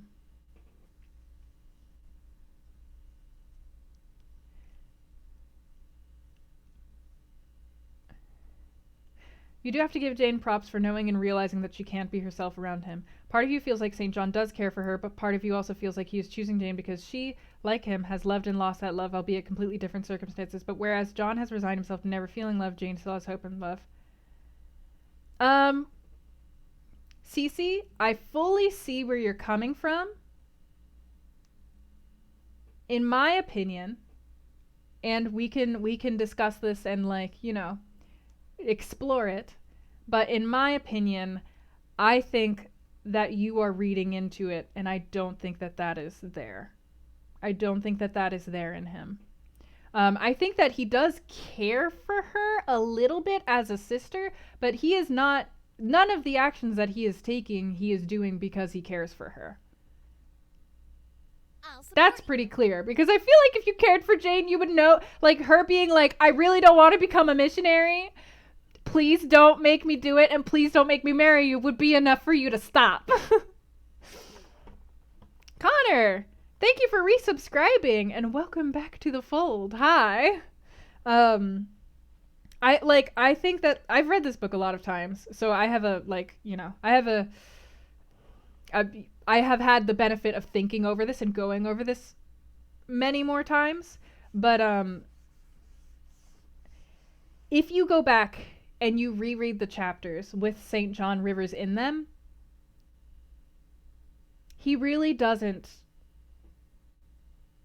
express affection towards Jane. He really doesn't do anything for her that does not directly benefit him. Ever. And that's something that, like, I am aware of because I, through having contact with a person like him, am now hyper aware of people who are like that. And I pay attention to those little cues because it tells me who to stay the hell away from. But, like, it's very common for Jane does it in the beginning of the book. She infers more empathy and compassion and warmth to his character than he has, and he denies it every time. He's like, I am a cold, hard man. I do not have those feelings. I did not help you out of compassion. I helped you because it benefited me. You're making me something that I'm not. And he tells her, but Jane doesn't believe him until they get back to the house around Christmas. And that's when she starts realizing, oh my god, he might be telling the truth about himself. He kind of does seem like he's kind of cold and mean, and she's like, I don't think he was lying about himself. You're not seeing any real affection for her from him. He's basically trying to uproot her from her life, her home, her country, just to follow his dreams and do what he wants. He's not even willing to compromise, and honestly, the marrying thing and the fact that he keeps mentioning the physical parts of marriage is kind of squicky too. In this time, in order to make the marriage legal, you would have had to have sex at least once. But yes, it does kind of seem like that's really open to interpretation, how much he wants that. I've never really given it much thought because he reads as such an asexual character to me. Just because he's so idealistic and up in his head. But, like, that's definitely something you can make an argument about. Iambic Wolf, thank you for following and enjoy your apprenticeship here. You think you're trying to find good, but your brain can't wrap your head around that. Yeah, that's why I find his character so fascinating, is because, again, it's just, like, not something that you encounter that often in literature. He is redeemable. He's not, like, a terrible person. It's just that if he wants you to do something, he has no scruples about what you want for your own life, you know? Yeah, he is just god-awful. That's fair enough, FTC. Probably just super repressed. He did agree the cute woman was cute, and he, like, flushed, and he, like, considered it a weakness. So, yeah, he probably does have... I just read him that way because he conducts himself that way, and also because I'm Demi, I think it's my tendency. But, yeah, it's possible that he has that, like, he would need help in that regard, and, like, in this time at this age, Jane would not have the legal ability to refuse him if he were her husband. That's part of why she's saying, like, no, I don't want this, because if she's not his wife, she still, like, she can still go where she wants. She can like live alone if she wants. She can spend her own money. Um, he has no claim over her, but if she marries him, he can tell her what to do. He can tell her where to go. He can tell her when to leave. If she's allowed to leave, he can be as physical as he wants with her. Like, and she is aware essentially that like he would drive her like to the ends of the earth, at least as a missionary already. And she's like, as his wife, I can't imagine how much worse it would be.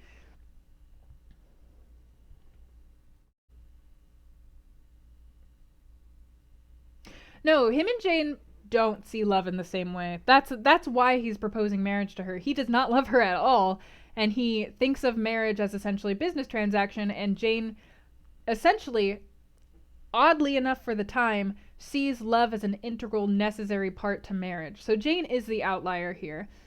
I'm not sure that he sees that there is anything wrong in his proposal, but Jane heavily disagrees with him. And like they say, they're like, we have a marked disagreement here and we should never talk about it because we disagree so heavily. But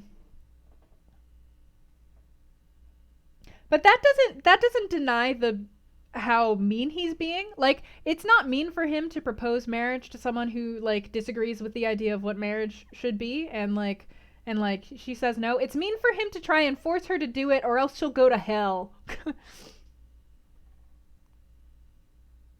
Terrible acquisition.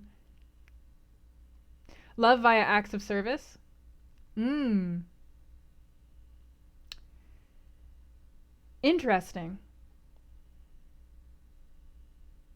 Can you? Yeah, sure, no problem, Cece. That's an interesting interpretation. He does know acts of service for Jane that don't benefit him, though. Sorry, I say this so. And also, my opinion on him is so decided. I'm very much open to anybody saying that my opinion on him is wrong and these things that I'm pointing out are wrong, because I've read this book like so many times and I see a person that I know in this character, so I am inclined to read him in this one interpretation and not in any other. And there can be multiple interpretations of him. Just because I see him this way doesn't mean that this is the way that he is. But yeah, he doesn't really do anything for Jane's help, even when he offers her the position of the school, and she's like, oh my god, thank you so much for giving me work, I love that. He's like, oh, I didn't do it to help you. I did it because I needed somebody to run the school, and you seem like you could do it. And I think that we're so used to reading that kind of response as like a tsundere, like, oh, I didn't do it to help you. I didn't.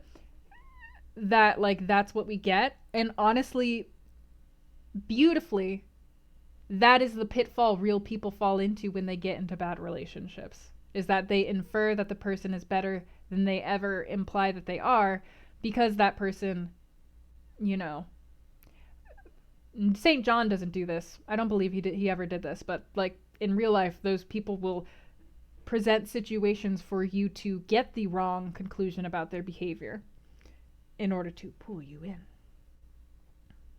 With the manipulative shitbag interpretation. Yeah, that's my interpretation. I just feel so strongly about. I just am. How do I say this? Okay. I'm not trying to toot my own horn or anything. But I think I've had so many bad experiences in my life with people. It's fine. We don't have to go into it. But I've had a lot of bad experiences in my life with people. And it has given me what other people have called a spidey sense for sensing shitbaggy people. Not always, but especially if they're physically in front of me and I can observe them for a little while, it's pretty easy for me to figure out that they're fucking shitbag because they take advantage of these tiny little gaps in knowledge, like St. John does, and that's why I'm so fucking decided on him being a shitbag. That's all I'm saying.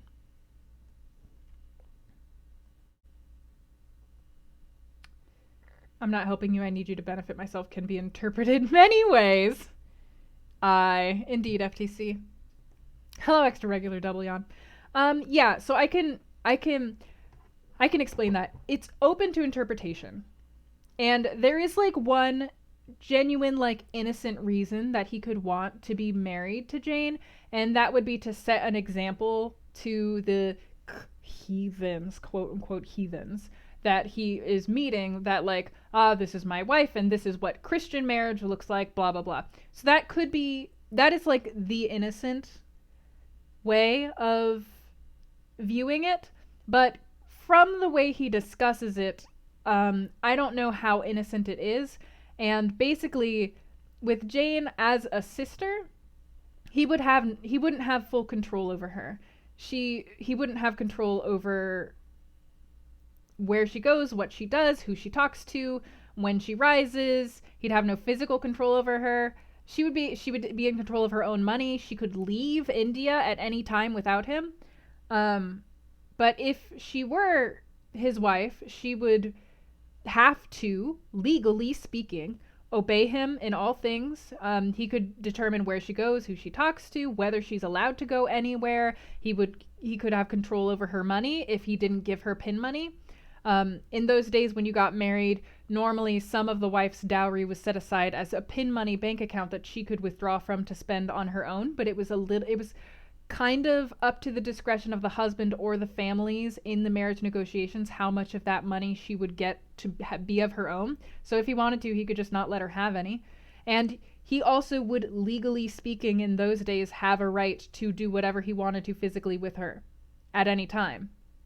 It is, and I hate saying this because I hate discussing topics like this, but it is possible, and it is a way you can read the text, a very unfortunate way you can read the text, but you can read it this way, that part of the reason he wants Jane to go as his wife is because he is worried about the temptation, I hate that I have to say this, that, like, foreign women would make on him, and so he needs a substitute. Bleh. Bleh. I hate that, but also that is a way that people thought back then. Yeah. That doesn't mean that that is how he's thinking, but he does allude to the physical aspect of being man and wife a lot, which, so it is an interpretation that you can find that is decently supported in the text. It's just not conclusive. It's just not text. It's like a subtext you can take away.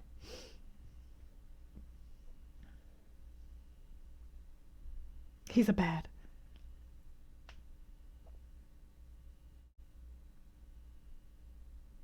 He's not saying we don't have to do the real marriage, but we need to set an example. He's saying you're fully under my control and do whatever I say. Yeah, he doesn't. Yeah, he truly wants them to be man and wife in all things, and for some reason, this is a key aspect integral to his plan, which confuses me because I'm like, well, dude, if she doesn't love you, then, like, you won't be man and wife in all things, in the way, like, you want her to be devoted to you to this incredible extent, and she doesn't love you, and so she's saying she can't be devoted to you to that extent while you're married, but he is demanding that devotion of her as though they were in love, despite acknowledging that he does not have any love for her and she has no love for him. And that's why she's kind of, like, spitefully throwing in his face that she doesn't like him and she doesn't love him, she doesn't feel those feelings for him. She's, like, throwing it back in his face because he keeps basically saying that he would be owed that level of devotion. And it's possible that Jane is seeing that there's an implication that he's kind of thinking, because he said, oh, we would learn how to love each other, so he kind of thinks, of course you would eventually love me. And Jane is like, I would literally never.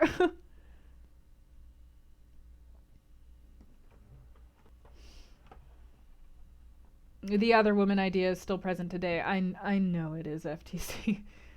He first said Jane was plain, and yet now he wants a physical aspect of marriage to Jane, and that they don't love each other. Mm-hmm. So to flesh out that idea a little bit more, at the time, the concept of a man's, like, libido, oh god, was very antiquated and stupid. Let me clarify. But, like, basically, like, the reason that women had to be chaperoned at all times back in those days, if you were, like, a noblewoman, you had to be chaperoned at all times, was because men could not control themselves and would be licentious and do whatever they wanted whenever they wanted. And so you had to have like a governess or like a chaperone to protect you, so that, you know, the men would not just be able to take advantage of you immediately and ruin you for marriage, because virginity is so important. So it's like really seen as like the wife's job to satisfy that urge, and that it's like not healthy for men to go very long without sex, which is all, it's all so fascinating and unfortunate. But that's why it was the legal right of the man. Oh my god, I hate this. But now men can control themselves. So much has changed. Cheers, Dawn. It's almost like men could always control themselves because we are not like cruel enough so as to say that all men are beasts who have no control over their actions. Come on now. Cheers, Harvest. And cheers, Nat Merrick. Yeah, I hate St. John. I was so curious because when St. John was first introduced, most people said that they liked him. So I was like, "Oh, interesting." Like that was not my first impression was like, "Who's this guy? He sucks." And so you all liked him at first. So I was like, "Interesting." I'm so curious when we get to this chapter whether you guys will see what he's doing as like justified and good or not, because like I already didn't like him. I got to this chapter, I was just like, "Well, fuck you then." I was so curious. Hey, Obi-Wan. Harvest. It's okay, Cece. It was a lot of information, especially like if you're more like Jane, where up to this chapter you had a. She seems to have had a really good opinion of him. She considered him her brother. She was worried about his welfare. She wanted him to marry Miss Olivia. You know, she seemed to have genuinely cared for him. And then in this chapter, he's revealed to be like actually quite a bit of an asshole, which I would say is like almost abrupt and sudden, except that nothing about his behavior has changed from the original chapters. So it's much more Jane realizes more about his character from spending more time with him. Yeah, you're basically just as shocked as Jane is, except Jane had to live it over the course of several months, so maybe she's not that shocked. Hey, Tim. Mm-hmm. If fascinatingly, oh, that's fair, FTC. Fascinatingly, if you go back and you reread the chapters with St. John and you like look at what he's saying about himself and why he's saying he's doing stuff and the way that he thinks about certain things with Jane, like with the money, he's like, "Why wouldn't you just keep all of the money for yourself? This doesn't make sense. You're being a little crazy." You know, it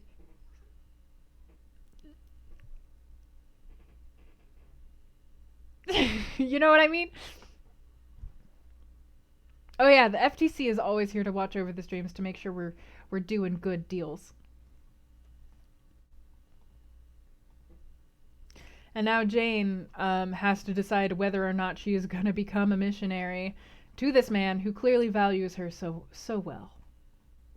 So well.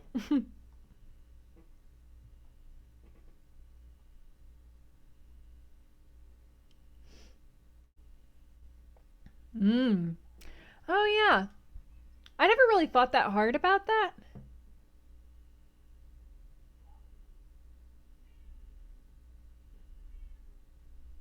Huh, that is a good question, Cece. I'm not sure. I don't have a good answer for why that happened.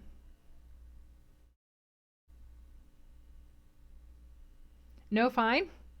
Pumpkin. Pumpkin. Bumper bumper.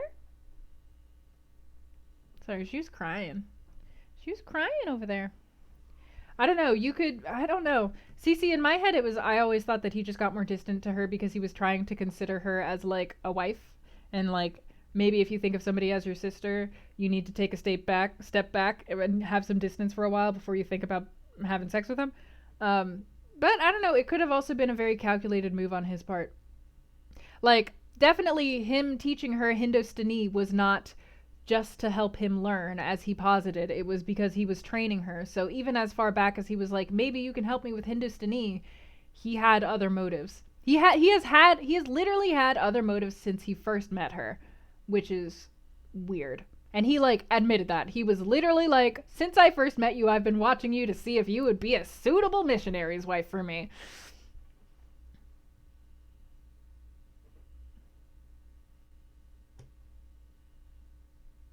The cat tax needs to be paid. She did not come to me. Pumpkin does not love me. It changed when he found out her name.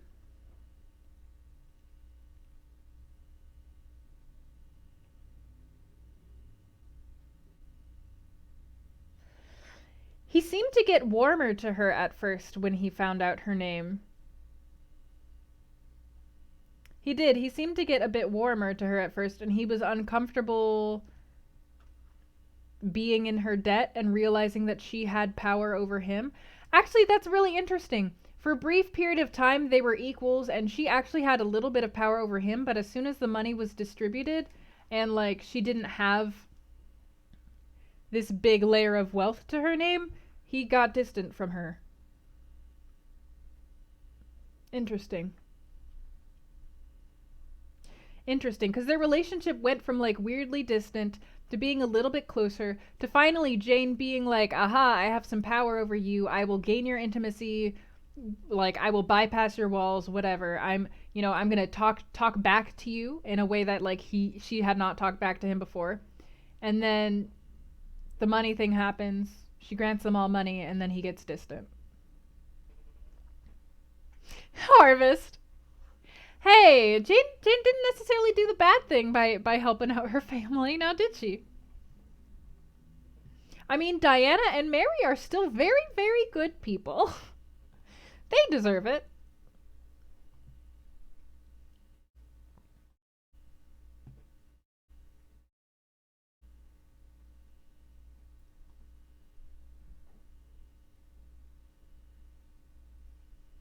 If she'd waited a few months, she might have run into this? What do you mean?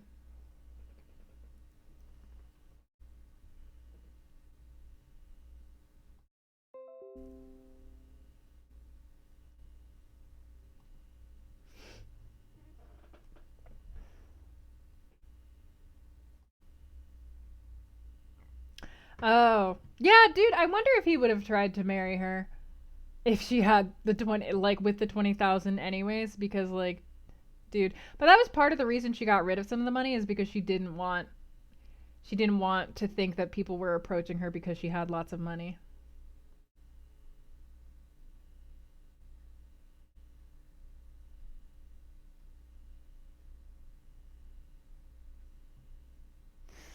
Yeah. So, she could have tried to marry the other cute woman. Whoa, could you have imagined? That other cute woman is getting married now to some guy though. Could you have imagined if Jane just, like, gave in to her clearly homoerotic temptations in this book? That would be so cool. It's also possible, I guess, that maybe Jane. Well, no, it's in the text. Jane is a little bit homoerotic, but it gives me questions about the author, um, Charlotte Bronte, about whether maybe that, because, like, I don't believe any of the Bronte sisters got married, and I could be wrong. I don't know as much about their. I've never read a biography about them, the way I've read a biography about Jane Austen. Um, but I believe that they never married, and they were, like, very independent women from for their time, and very attached to one another. Were they as rich as Jane Eyre? I believe that they were, because first of all, for women to be educated, your family had to have been rich. But so they were definitely rich.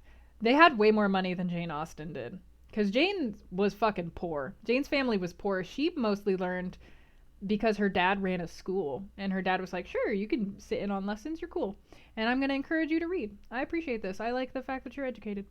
But her dad ran a school for, like, young boys. So that's, like, Jane Austen's family were not well off. In fact, she lived off of the proceeds of her writing. Her and her mother lived off the charity of their family and the proceeds of their writing, which was the fate of unmarried women.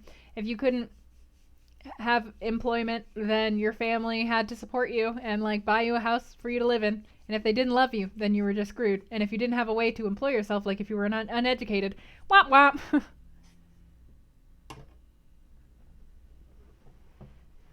But that woman had many other suitors.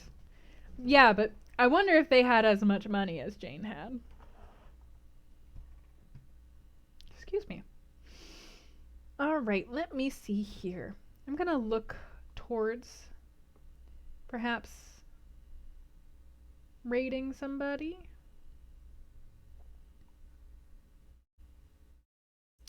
We shall see about it. Otherwise, would everybody like to share one good thing that happened to them today or one good thing we're looking forward to tomorrow? I feel like this is a good place to end so we can like stop and think about where things have come. Oh. Oh, my bad, Harvest. My bad. Text is so hard. My good thing is that I cut my hair, and my hair is probably going to be better off from now on. We're definitely going to be finishing the book next stream, so I've got to figure out what to do there. But yeah, my good thing is that I got to... Yeah, I think that there's about 30 more pages left, I think, in the book on my screen.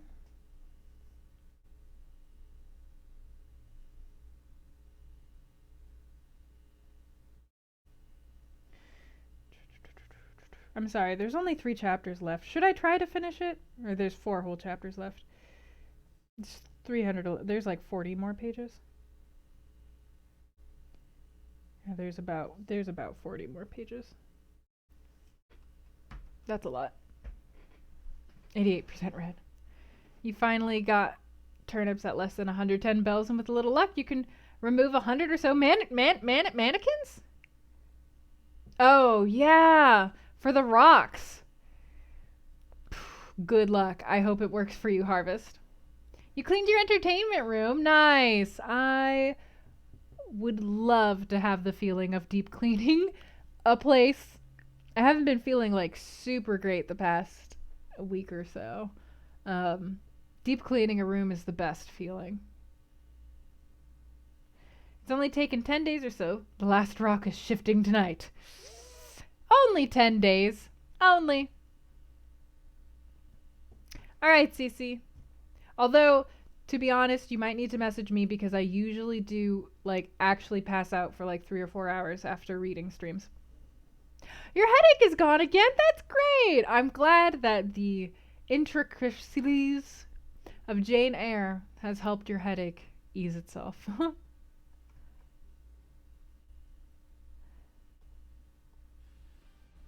Oh, sorry, you can hear the music, but I'm just, I'm trying to figure out what's going on in this stream. Oh, it seems like the stream might end soon. I'm not sure. Oh! I'll probably still raid regardless. Extra regular double yawn. Thank you for following. Enjoy your apprenticeship here. The next time I'll be streaming will be Tuesday at 3 p.m. and it will be a video game. Maybe Monkey Island. Maybe a randomizer. Probably not a visual novel. I'm not sure my throat will have recovered. We shall see. You didn't expect book club to be this exciting? With how exciting the book is, you mean? Yeah. Come on, I wouldn't have started you guys off with a boring book. Come on. I love books. So I would do that. I wouldn't do that to you. All right. That being said, bye FTC. We are going to raid. We will have to think of a new book, and I need some dedicated time to think about that when I am not feeling so unhot. But we are going to be raiding. Did it work? Yep, first try. Yes. We are going to be raiding Saya Pimp, who some of you might know because Saya Pimp did the music for Asagao Academy, the game that I helped make, that I made. And so Saya Pimp did a lot of the music for it, including the opening song. Not the singing in the opening song, but the opening song. And it is just like very great, very good musician. He's currently streaming Conquer Live and Reloaded. Oh, wow. It kind of looks very good. Graphically speaking. It's probably not my kind of game. I've heard about Conquer and I'm like, probably not my thing. But that's where we're going. Go show Saya Pimp some love. I know that he will be streaming Asagao again, so follow if you are interested in that. But otherwise, I'm going to go and rest my voice. Good night, everybody, and thanks for coming to book club. Bye-bye.